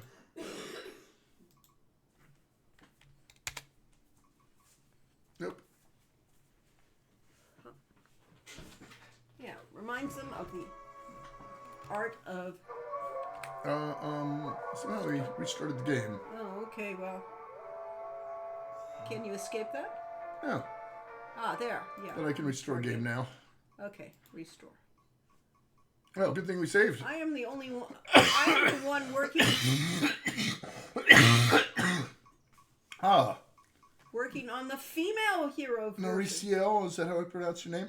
Could something. I Noriciel. am really glad. I am helping to realize an intended dream you had, Lori. Yes. Yeah, we wanted to have male and female characters, and we were originally going to have each class was going to be a different race. And they said your animation requirements for that would be insane. But we should have been able to get male and female. I think we just Well, had the to push key for to them. doing that, though, and that's yes, I would have As we had started that. the games in the floppy disk era. Right. On hard drives, it would not have been a problem. Since the truth is, to get this to have a female character, you have to rewrite the game, because Change the honestly, dialogue. People will react to you differently. yes, and you want that to happen. You do not want the A familiar sense of peace and Oh, sorry. fills you as you look around here. The smell of sweet flowers reminds you of Irana's peace in Spielberg. Your eye is this lovely area. It is obviously a wizard's magical star. Well, not for you're me then. Jack. Oh, okay, fine, Jack. Let's see. What was it going to say? Female characters. You want characters to act differently. You want that, to make this a kind of sense of yes, do that. I love the way the handles work. When you push down the handles, they all stare at you. Yes, they change the hands. Look. Oh, the other ones skulls, look at there, towards you. yes. I think that's fun. You could have left it there. Oh, I could have, yeah. The Swordy Lordy probably won't train a female fighter for one thing. No, he wouldn't. So you want that kind of the character's prejudice, the character's weird reaction and thing. To you make would have a a difference. you would have a whole sequence there where the player, after getting some skill with weapons and having killed monsters, said, "Oh, you're afraid to face Yes, me. you could. You're do a that. coward." Initially, it wouldn't make any difference, but you could taunt him in it because he's very proud, and so you get a whole different, nuance. And then he would humiliate you and say, "See." But he'd enjoy it. Yes. So therefore, you'd be able to do it again. But first, you'd have to get him to start, and that's a puzzle in itself. So yeah, you need to prove I've yourself. been a better game that way. No, you don't share the screen anymore. Oh, that's true. It didn't matter. We were just showing the restore I game. forgot to do that. Oh, Okay, of so I course have you- to You have to go go to the back. desktop, and then I go back to the game. Such a pain. Thank you for telling us because we really were. And there we have the small version of the game. Well, at least we didn't start over this time. Play. Is it Control Enter, everyone? Play. Yep. Can't get there from here. Oh. Mouse won't go there. Oh, well, it is. It's turning into that cursor then. Yeah, but it's below that. Alt Enter. Thank you. Alt Enter. Yep, that was correct. Hey, now play works. Okay. That's interesting that in the small version it couldn't get to that button. Yeah, so all the characters would have to have different dialogue for your female character. Plus, you want to be able to flirt, Want to be able to flirt. and you want to be able to have, have it make a difference. It isn't just, the hero in drag, for instance, is the whole point of that.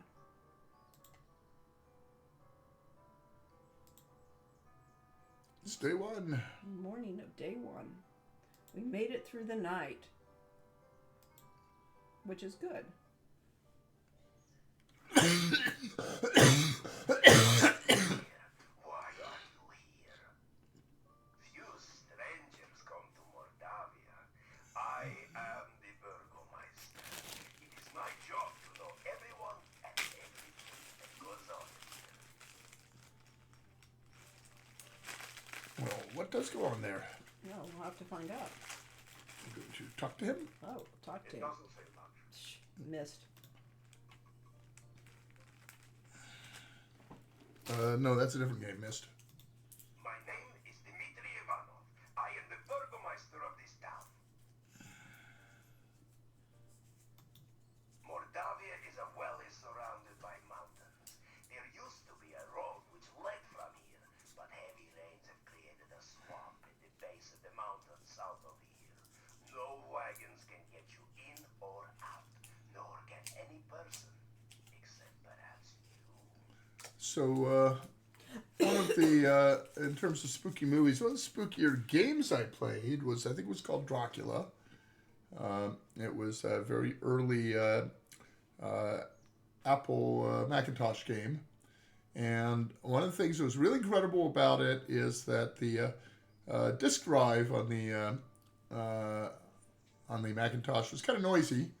And whether it was coincidence or not, I assume it was probably programmed that way, is it made eerie, spooky, squeaky noises all the time when you were in Does it moody access parts of kids, of the game. So before we go on, the other scary game was Lorbo. no, Laura Bow wasn't scary. What game did we play that was really spooky and haunted our dreams thereafter? Sounds familiar. And that you had the puzzles with they used the same interface that we're using. Oh, the Seventh Guest. Seventh Guest. Seventh Guest is a great, scary, spooky game. If you play it at night, on a slow computer and a dark monitor, all of those contributed to the fact that it was seriously creepy. Yep. And it was a creepy plot, unpleasant, and the puzzles were all interesting. Not always totally fair. Very but difficult yes. and challenging. And they were kind of traditional puzzles, but That's what I discovered when I did Castle Dr. Brain, is coming up with good puzzles that work well in a computer game is hard. Yeah. So are you trying to get up? I'm trying to get up. All right, then I will go through our dialogue here with people. Yes. So, yes, Jack says, I'm in total agreement with you, Lori. I have a program that a couple of buddies with me have the ability to go in and rewrite the dialogues to address the hero as if they were female. That's very, very cool, yes. And want to rewrite some of the text, too, when playing female. Exactly. That should be very interesting. I'll be very, very happy to see that and see what happens. The master of burgers. Indeed. Interesting. Space Quest was supposed to have a female option. Memory space seems to be a pretty big limiter in these plans. Exactly. We were dealing with so many restrictions initially. It was, there wasn't room to do anything. The Hero in Drag sounds like a fun game too. Quest for Glory, Dragon Fire. Oh, set up. I didn't catch that until I read it. Very good. Yeah, it's like every pixel counted back then. Yes.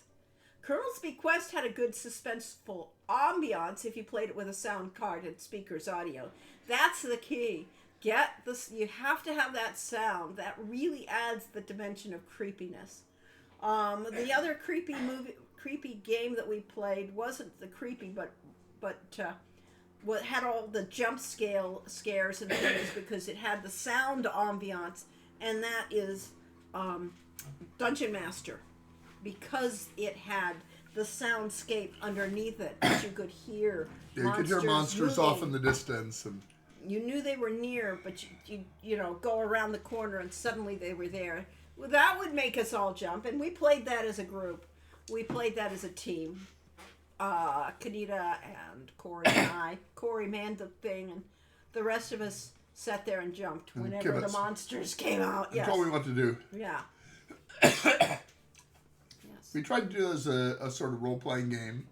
It is a computer role-playing game, but as a role-playing game, you have a party of 4 characters that you choose from a series of heroes in the portrait hall, the Hall of Heroes. And each one has a little bit of a backstory. And so we decided the one of a character that was kind of a monster character. The Lizard Man always ate Lizard Man only. Yeah, only ate meat and only ate dead monsters. So yeah, we made up our own rules for the game just to make more fun. Yeah, let's see. Huh. Yes, you didn't get a lot of women protagonists back there. I loved Laura Bow for what they did. Yeah, it's the minute we put King's Quest had Rosella already at that age that they were getting the King's Quest for the bros, the gamer bros that said, you can't force me to play a woman. Yes. And well, what about the fact that half our audience is girls and women already? Well, they don't count. And we've for years, every single game has forced them to play as a boy. Right. Yes. And loved Laura, loved Rosella and Valenice, however her name was spelled and pronounced by people. Laura Bow was such a neat game for that. Especially the subject matter. Laura Bow is the one game that I said that if we had to do another Sierra game, I would have wanted to do Laura Bow, even though the fact I didn't actually play either of the 2 games. But I love the idea of the character. I love the character, the game style. I played a little bit of the Colonel's Bequest. Dagger of Amon-Ra, I guess, was the second one. How weird was that? Guess what? Now you're playing as the ladies. What? Yeah. There was a game a couple of years ago that had similar vibes called Kathy Rain. I played some of Kathy Rain. Ah. I enjoyed the game. It was entertaining and interesting. Yes. And I know you guys also commented on the Fighter Wizard Magic theme classes for the female hero I'm designing for the Quest for Glory 6 project. However, I feel that despite the class, they should keep the traditional Quest for Glory hero colors, tan, blue, and white shirt. Do you agree with this? Yes and no. Okay, so obviously you want to keep the feel of the game and have it work well against the backgrounds. Those colors were chosen to to work well with the backgrounds. On the other hand, we were restricted. We could only have 256 colors in a scene, and we had a certain number of those reserved for system colors, and then we had a large number of them were auto-determined for each scene background.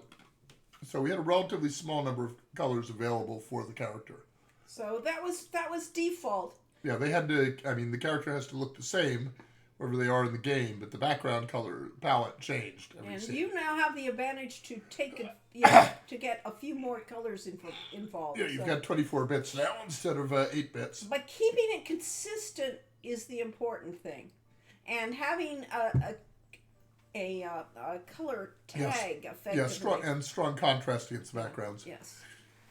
Vargelden says, I like that Monkey Island sometimes had music that could be changed into some other music in a dynamic way, instead of changing song completely when you change screens.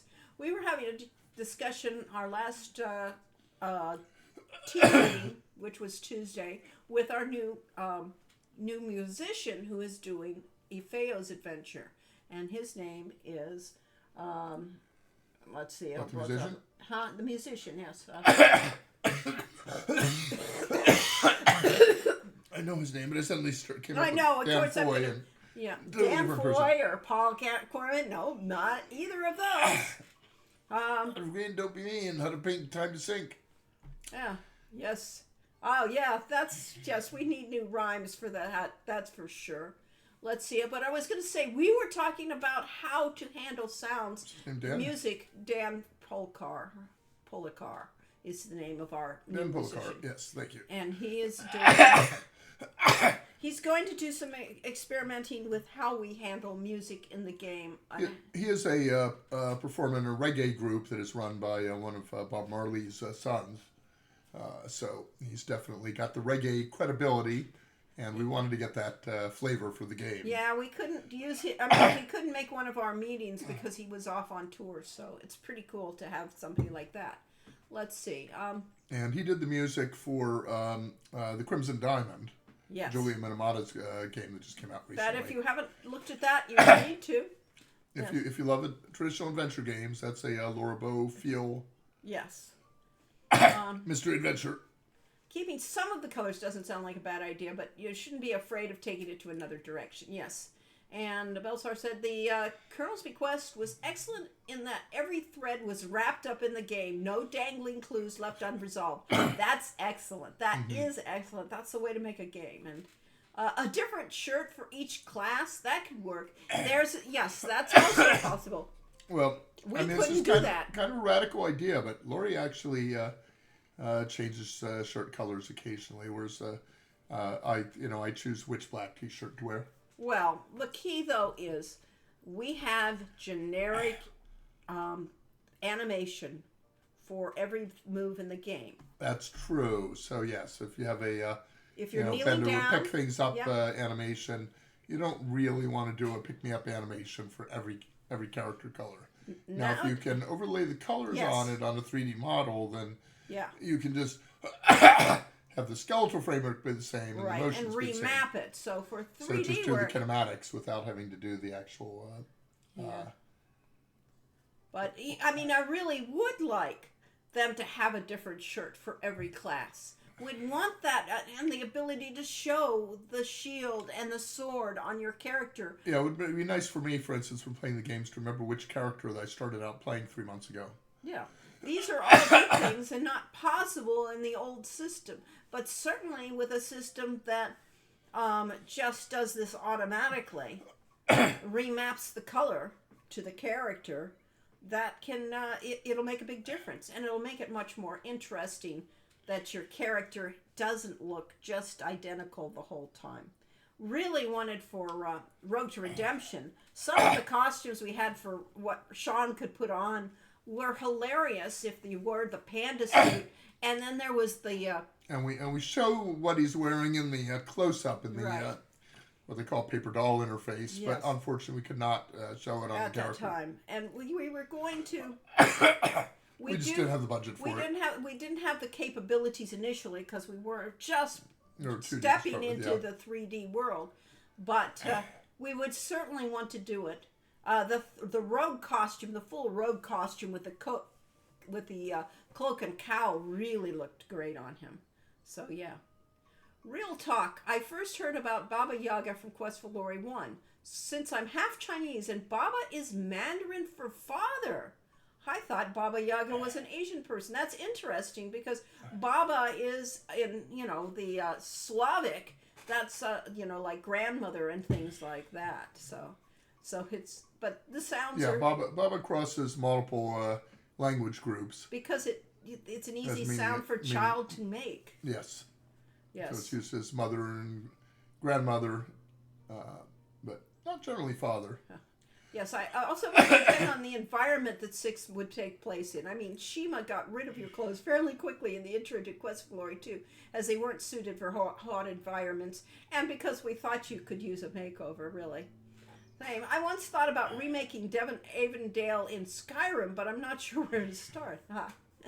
Well, I remember you, Lori, commented on the Quest for Glory 6 fighter / paladin character design I made, stating that you loved the black with silver trim and that it did go very well. I don't recall if you ever commented on the magic user or the thief, but I'd like to send you those images for both of you to give some feedback on. Sure, but remember, our feedback is just opinion.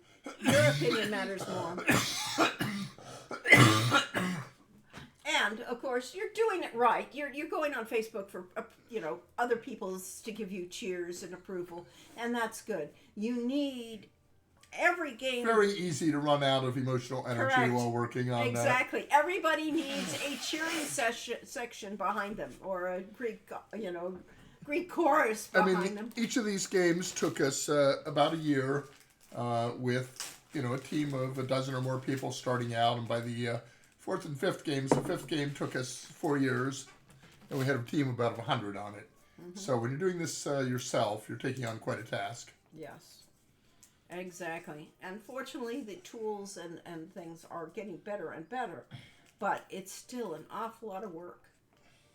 All right, well, we can go to and probably say enough of it. I was just going to say, Wizard, the traditional color is purple, of course. Mm-hmm. Yes, and that's a magic. And all of our magic and things like purple that and have silver or purple gold. and teal, because teal contrasts very nicely with the purple and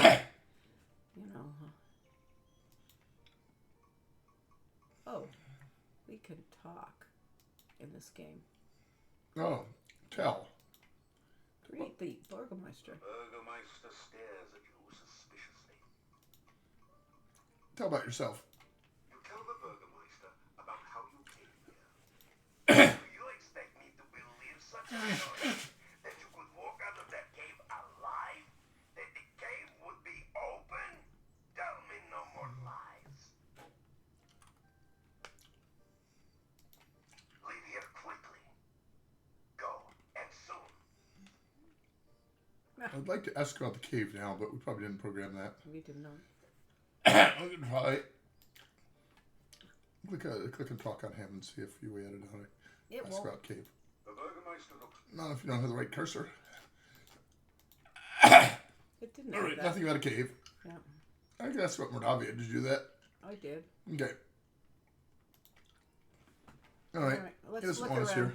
No, he doesn't.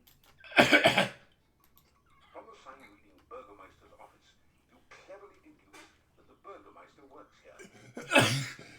Study Bordavian, but you think that Burgermeister might be the word for mayor, or perhaps sheriff. Our hero is well educated. General store. Wonder how much. In.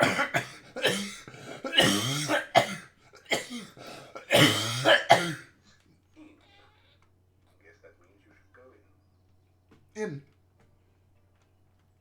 Well, maybe we should.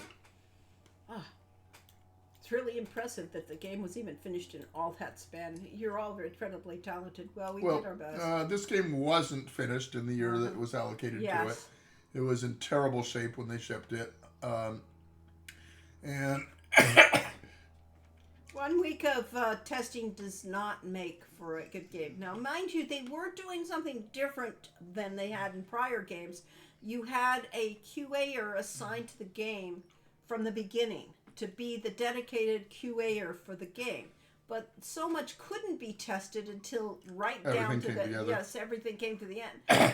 And so 1 week of testing does not test a game of this size. And especially since Sierra had a separate systems group that was constantly modifying the game engine while we were working with it. Yes, that was part of the thing that pushed this game back. Is the first 5 months of that they were redoing SCI to the new model, and so therefore our people couldn't program. They just sat there and did nothing while they waited for that systems group to get the SCI, and then it was rush hour till to the end, and everybody was burnt out. Totally. I tried to get it. It was, of course, worse on 5, though, when they switched to C++ instead of SCI, and none of the programmers on our team knew C++. Yes, it repeated itself with Quest for Glory 5. But, when we saw how, there was only a week of testing and things like that, I was called into an office meeting about whether we should put the game off and not ship it. And basically and we said, yes, we thought so. And chief programmer said, our team is dead. They have been so burnt out on this, they can't do any more work on it. It needs to just ship. And so it did. Yes. Let's see. Lady Meta Knight. I think the initial that she wears a purple robe with Katrina's blue hooded clothing sounds wonderful. Yes. I think that's a good choice. And what is your favorite character in Quest for Glory? I like Fenris and most, I think. Yeah. I enjoy. We were never quite sure on what the spelling was of Fenris's name. No, that's because I was really bad on spelling. A word is a word, And I soon learned that because we had no references, it wasn't like I could go back and I had a Bible to tell me how to spell things. I really need, from then on, now that I know how to do a game, you get the Bible, you write the Bible. If we'd had an extra 6 months of prep, we would have had one. Yes. But, we're making this up as we go along. Rakesh, I really liked Rakesh. I liked the character's style. Fenris is Lori's avatar. She's used that a couple places as her name. Yep. So Corey I've was used Erasmus. Yes. There were characters I really loved. I loved Wolfie from Quest for Glory 5. I loved writing his dialogue, and I loved working with the voice actor that just took those lines cold and just really made them work. I loved the gnomes. I loved Gnome Anne. I loved writing her dialogue. She was incredibly fun. So, yeah. Everyone loves Katrina. Yeah, there was a gap between floppy and CD. As for your character, Katrina and Rakesh are probably my two. Yeah. Yeah, the floppy and CD. So when we first started out with Heroes Quest, many of our players played directly from the floppies. And we ended up with way too many floppies for the game, way too many disk swaps. But you have to do what you have to do. Stairs lead up to the guest bedrooms. The floor is covered with sawdust and peanut shell. The barrel contains the few shells that manage to land it. The innkeeper stares at you with an expression of fear and astonishment. It is several seconds before he speaks. This is the Hotel Mordavia. Rooms here are 15 kopecks for room and board. Pay for 1 week in advance. Your room will be the first room at the top of the stairs. When you want food in the morning or evening, just sit down over there by the door. Pay the innkeeper for your room and board. Thank you for your payment.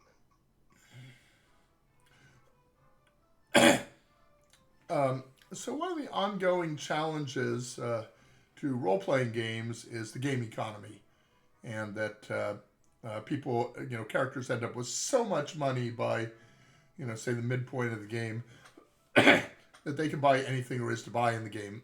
So in Quest for Glory 2, we had you change your money, and there's a 20% fee for changing it. And by this one, we came up with the idea of sending you to the world with nothing But you could find a few coins in the cave to start with, so that's why you have the local currency for this one.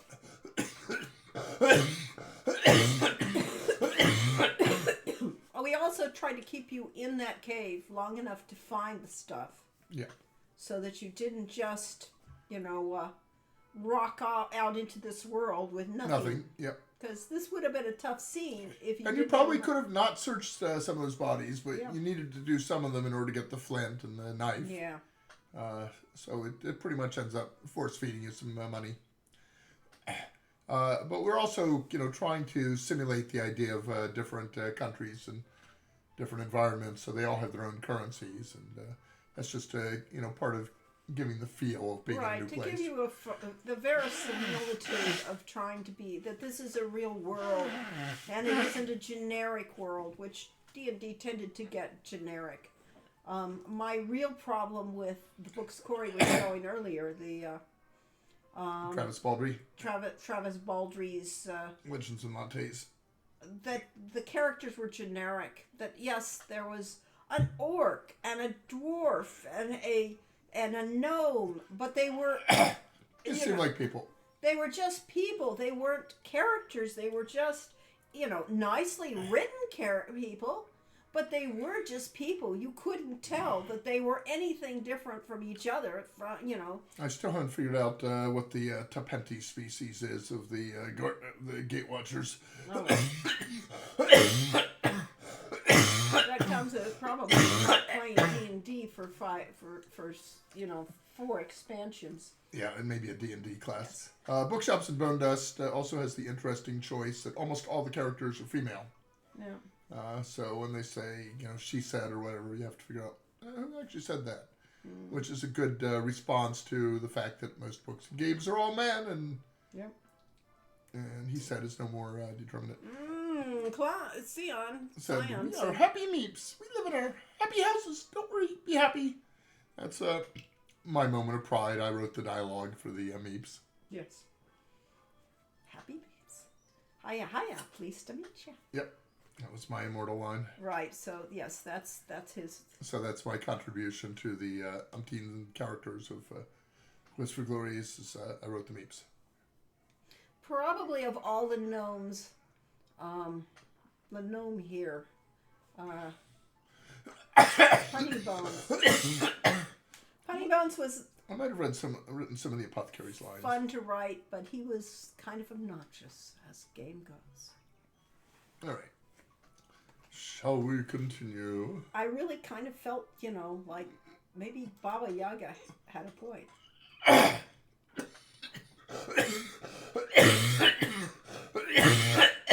Besides the fact Baba Yaga doesn't have a sense of humor.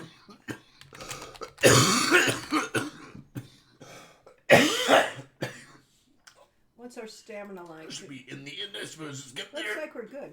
Go to the character sheet. We haven't looked at our character sheet for a long time. I'll let you go. You do not have it. How's the one? Well, it's somewhere.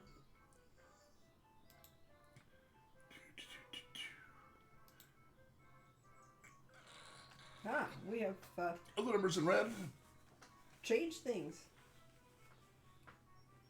We have improved in some places our health. Our stamina is almost back to normal.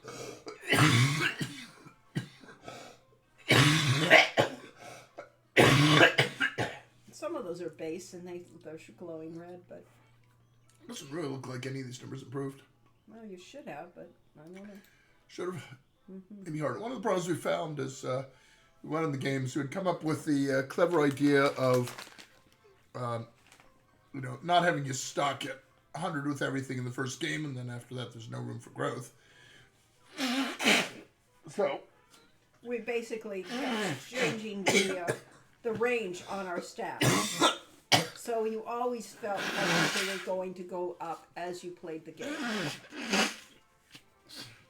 but the problem is if you learn a new skill later in the games, and we start you at say 100, but the upper number is 400, that's an awful long ways to go. Or if you just had a stat that you hadn't practiced much in a previous game, and now suddenly you decided you needed it going up hundreds of points is much harder than going up dozens of points. Where did you get the idea of Cheetar and Liontar? I love the variants in these creatures. Well, it was an obvious way to go with the Cheetar. It's not appropriate for that land or anything, but we were kind of with the first game throwing as much interesting stuff as we could into the game because we didn't know if there would be another game. The Cheetars really more Panther Tars, Yes, they really were. They didn't look much like cheetah. so being called But, a Pantar. Yeah, but Cheetar made for the better pun, so therefore we went with it. Mordavia has been in my family for generations. It is the only place to be when darkness falls at night. Everything else is closed. Even we lock the doors. You must knock if you wish to come in. It's weird. Sometimes the mouth moves when he talks, and other times it doesn't, and he just blinks. Yeah. If you climb the stairs, your room is the first door on the right. We're just got colds. And he always sounds like this. In an Australian accent, Cheetar claws also rhymes. Cheater's clurs? I don't know, or British. That's interesting. I would never know. Cheetars Claws. Yeah. Well, go for it. Rumors. You talking to me? What rumors? Oh, there are no rumors here. Unless you count the rumor that the castle is owned by Horse Patootie. There are no rumors in Mordavia. Horse Patui. Speak of.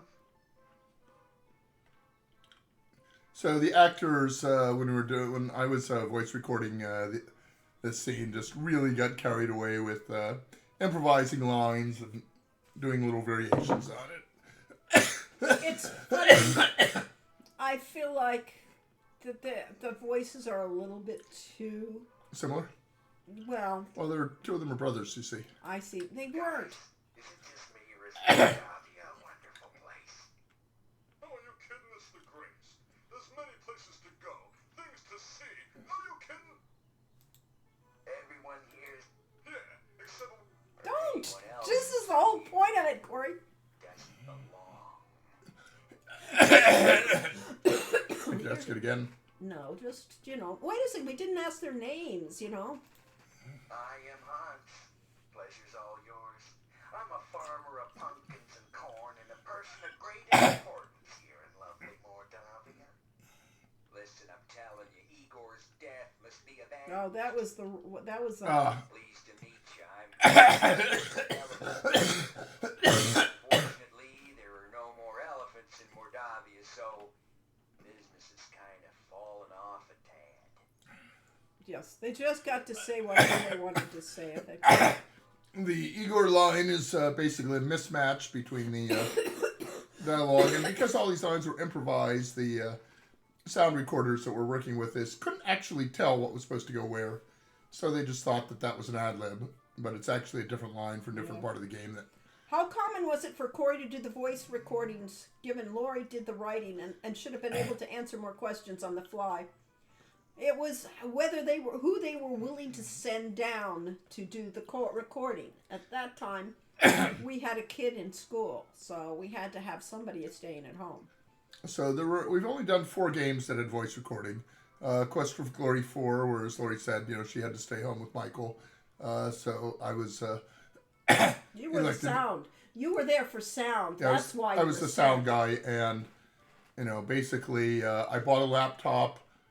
Which back then was about $4,000 for a laptop, just to be able to do the in the field voice recording. Did you get paid for it? I mean, that was. I was Sierra's, reimbursed. Yeah, it was Sierra's. Okay. You were the sound engineer. Yeah, I was basically the sound engineer, and Bill. What was his name? Not Bill Davis. Bill Crow.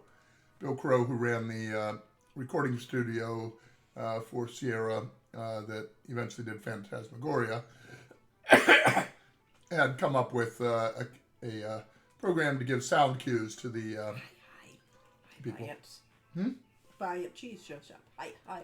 Ah, I Hiya. thought you were commenting on me talking too much when I can't talk. No, but Anyway, so I used his custom software to do the recordings, and it worked really well up until we got to John Rhys Davis, who said, this is too slow, having to stop for a cue for every line. And so he said, I'll just read and he did. He read the script all the way through, only had to retake a couple of lines here and there. And then it became an absolute nightmare for the sound engineers at Sierra to break out all those lines and didn't have cues with them. right. But Corey was sound engineer for 4. I was effectively The director for 5. director for 5. No, I was not the director for 5. I was the director on Shannara Oh, Shanra, yeah. when we were, an independent And company. 5 was done without And us. 5 was not done with us. I was there for part of the beginning, which was a lot of fun, and I was there for the retakes because we retook Elsa's voice because Elsa had a very thick German accent to the point where you could barely understand it. Yes, and So we since the got a new voice that director, was lighter. the director was also German, he had no problem with it, but it sounded wrong it did not sound German, in some ways it sounded more French and in some ways more German, but it was our general director, the division director decided we needed to retape it, and he hated No man. No Man, and I didn't blame him. I did not like No Man's Land, No Man's voice, and so we got to recast it, and that was fine. The other original one was really squeaky and And irritating. annoying. It was annoying, and you don't want a voice to be annoying. I don't care if your character's annoying. You don't want the voice. So we had some input into it, but we're not directly involved with it. Right. And then for Summer Days, Tilly's Tale, Dave Gilbert of Wajidai directed all the Yes. voice recording. He And gave us several different approaches to lines, so we picked the best lines. yeah, But so that was really good. he generally asks the actors and actresses to read a line 2 or 3 ways, Yeah. and then we got to pick and choose among them. So that worked really well. And that turned out to be a huge manual process for us to do. That effectively we just went through it and set Timestamps. a spreadsheet. Yeah, put timestamps into a spreadsheet, Yeah. and then But we got what we wanted. That was the key. And of was it course, Philip? I guess then Yeah. created some automated tools to. no, it read our was spreadsheet. Josh. Wasn't it? No, not for no, those. it must have been Philip. Listen, Philip. Yeah. All right. So he broke it out and did equalization and all those things you have to do with voices. You don't just take a recording and use it. I am Why Hans. did we do that? Listen up, Tep. Pleased to meet you. That's the line Okay. that I skipped that you didn't like. The town of Mordavia is a quiet place. Filled with friendly, joyful, stinky people. Well, I'm not so sure about the friendly part.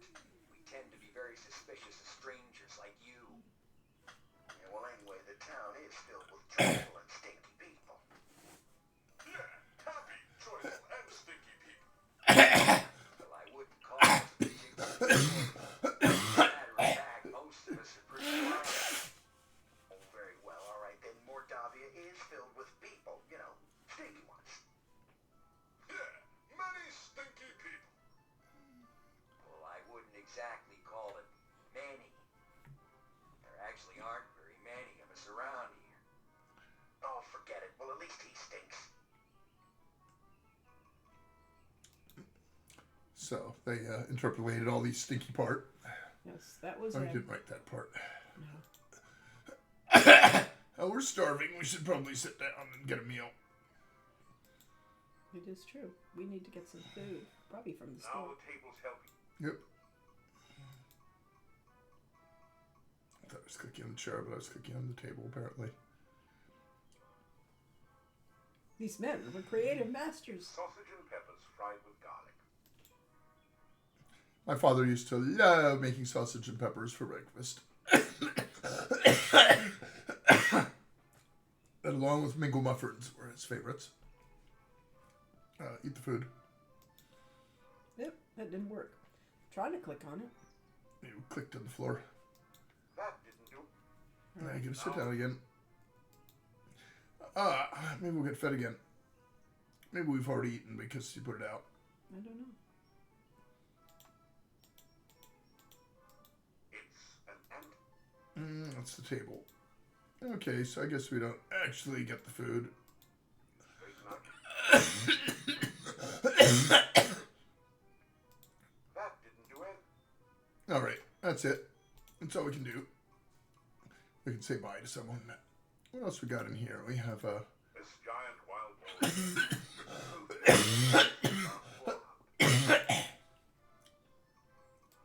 Ornamental plates seem to be the fashionable decoration in country. Braids of garlic festoon the walls, lending their pungent aroma to the room. Judging from the menu here, the innkeepers are trying to use it all up as quickly as possible. A warm fire, please. We don't need to go to bed. We're rested, so we are we?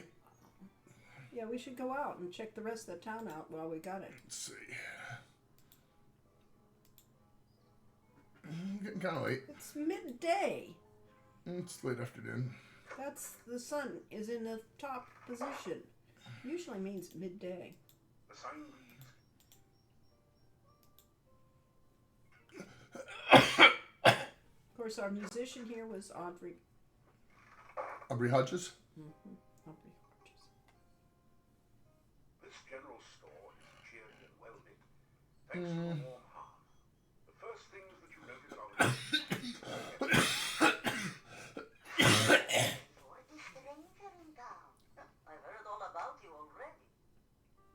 This is one of Laurie's choices: is when you walk into a place that people speak to you immediately, rather than having to, be required to interact with everyone. Oh, let's try and use our symbol on the cat. that didn't do anything. Ah, shame.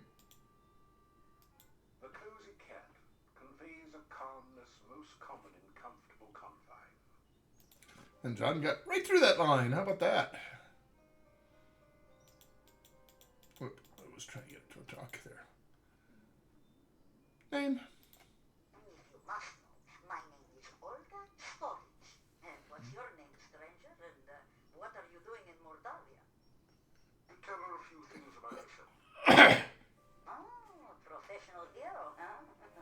Easy to say, hard to do. We'll see. Let me see, what could you use? Well, besides my regular items, Yeah, this is supposedly SS2. pens, I you don't have anything else for adventurers like yourself. Nope. If you like sweets, I've got some I skipped a line. candy.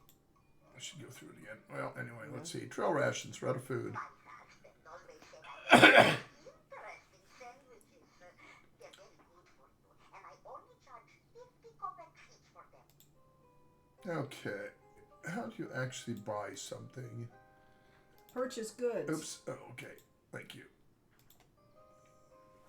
That's how. Trail rations.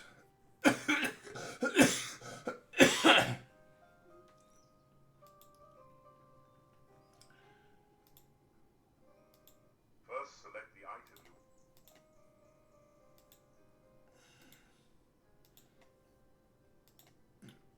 A few trail rations. Background images in this game are very nice. I really like the art in here. It might be my favorite in terms of character portraits. It was a definite decision on Mark Hudgens, our art director's.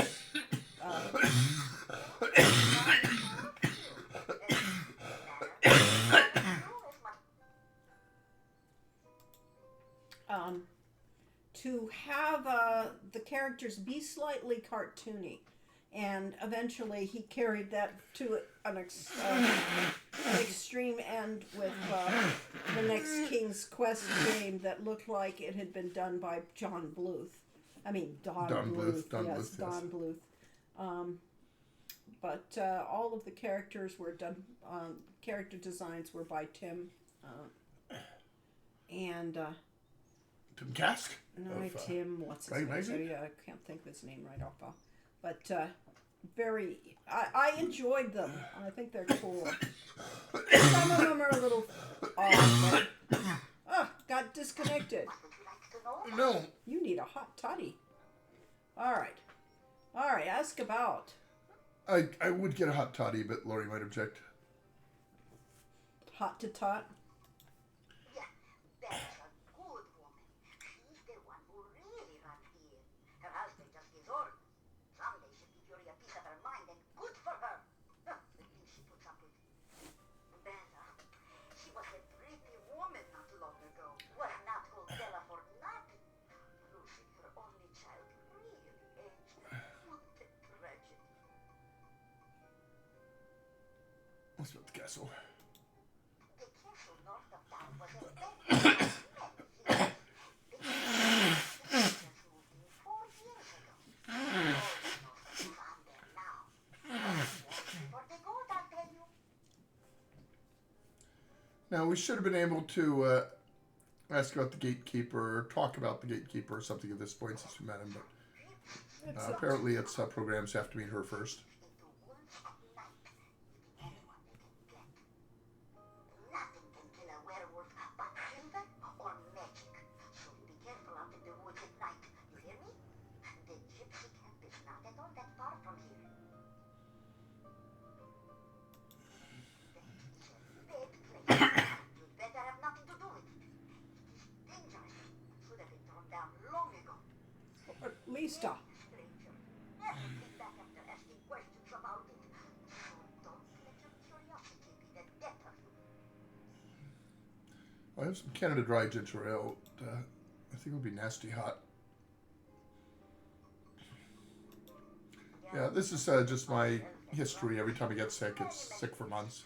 My husband passed on now. I keep it just the way he liked it. A well-run shop is a busy shop, he always used to say. Not very busy anymore, what with the swamp. But I try to keep it going the best I can. Mostly housewares, but a few items that might interest you. Or might interest us more once we have. Yeah, I like her voice. It's pleasant. It's Let's see, we could save and then go to the credits and figure out who played her, or I could run over to IMDb, which would mean a desk switch. all right. You want to save?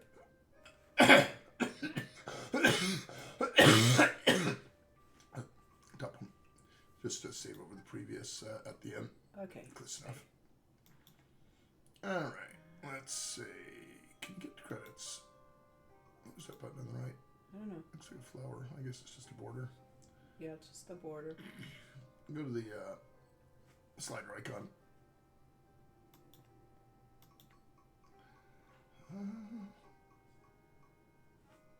Let's see, well, there's a super logo. Oh, we never set the combat. Oh, well, there's some credits. Stu Rosen. Stu Rosen was our voice director. He was the voice director for several of Sierra's best projects, including Gabriel Knight. Very talented, knew how to get the best out of the actors, and knew all the actors. That's why Gabriel Knight had their cast. Henry Yu did the combat system and a lot of other stuff. He also, I think, did the Rockin' Sockin' Robots in one of the Space Quests. Additional music and sound effects. Dale Stump and Neil Grandstaff. I don't remember. I don't remember Dale. No. Douglas Davis, narrator. Jeff Bennett, Greg Berger. These are good Name names. actors, Yes. yeah. Hamilton Camp. I didn't remember he did 2 of them. Yeah, it was the Chief Thief. I liked Hamilton Camp. I remember him as an actor years ago. Cam Clark, Jim Cummings. There's This is the a star. famous cast list. Yes, it is. Jennifer Hale, as you all know. Yep. I was trying to These are all very, for the most Jim part. Cummings played the gatekeeper and Hans. Yeah. Jess Harnell was Franz.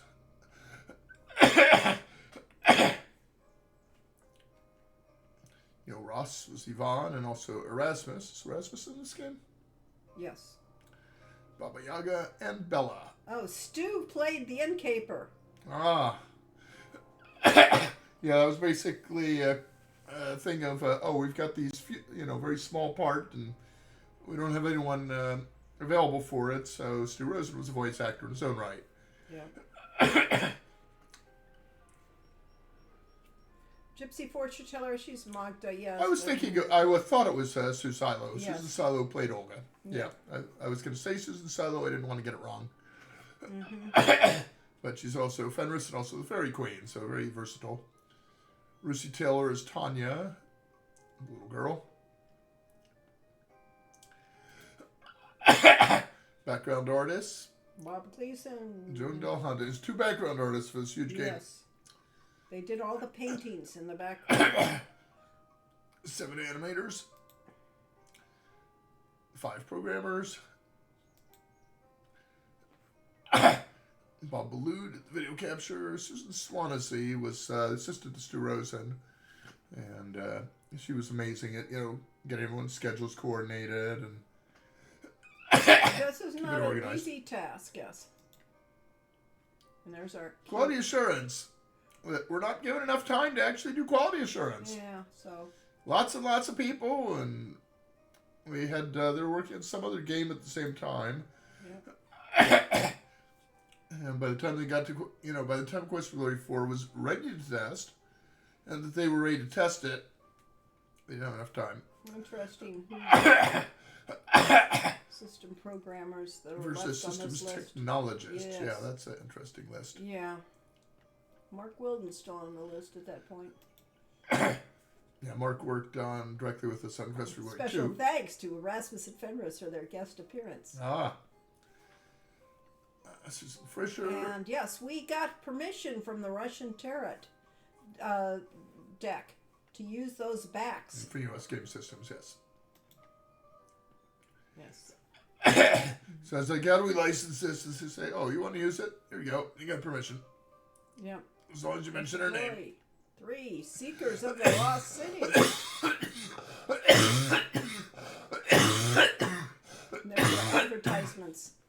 So that had to do with the fact that a company that was doing Wages of War as a war game tried to give us a cease and desist on using Wages of War as our subtitle.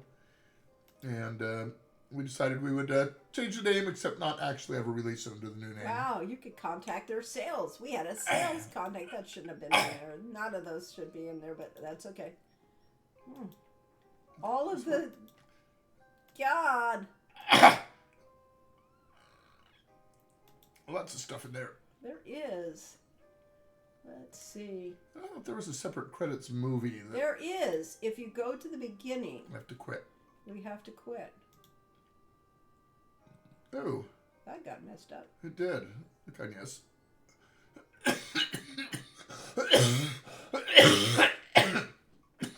Why do we have...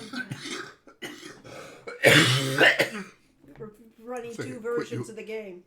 Where are we? Yeah, that time when it wasn't quite a thing. You should shut that down and then we'll start this over again.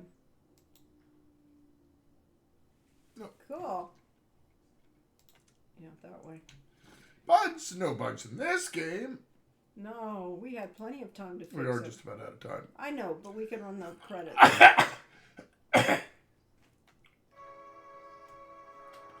And the school movie again? No. Yes. You can't interrupt this one, apparently. Maybe you can't in this section. There. Now credits. There we go. I should change sound first. These are, I love these illustrations. I thought they were really fun.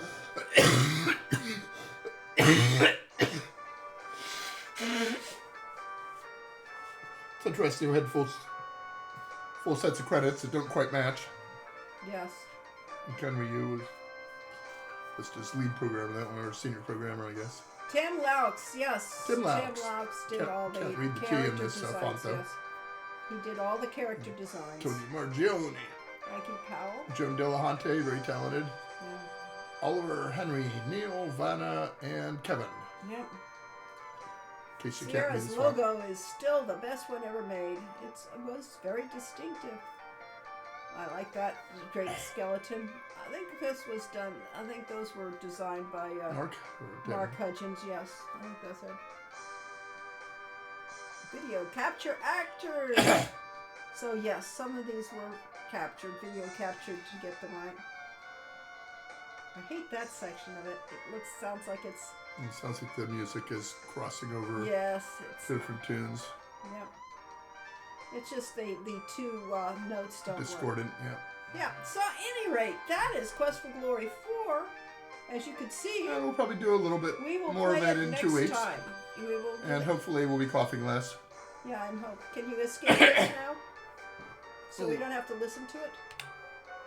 Quit.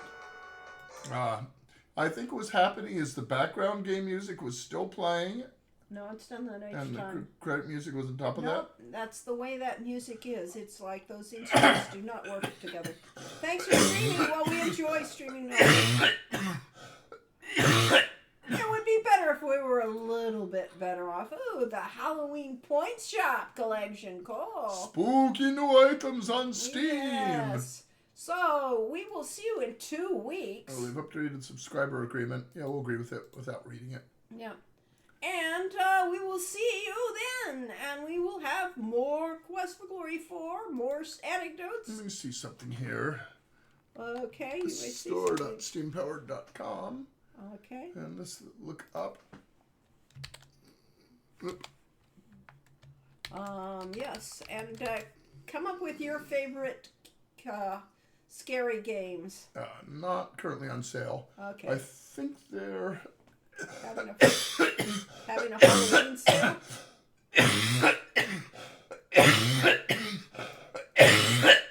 Should have quit while you were ahead, Corey. I guess so.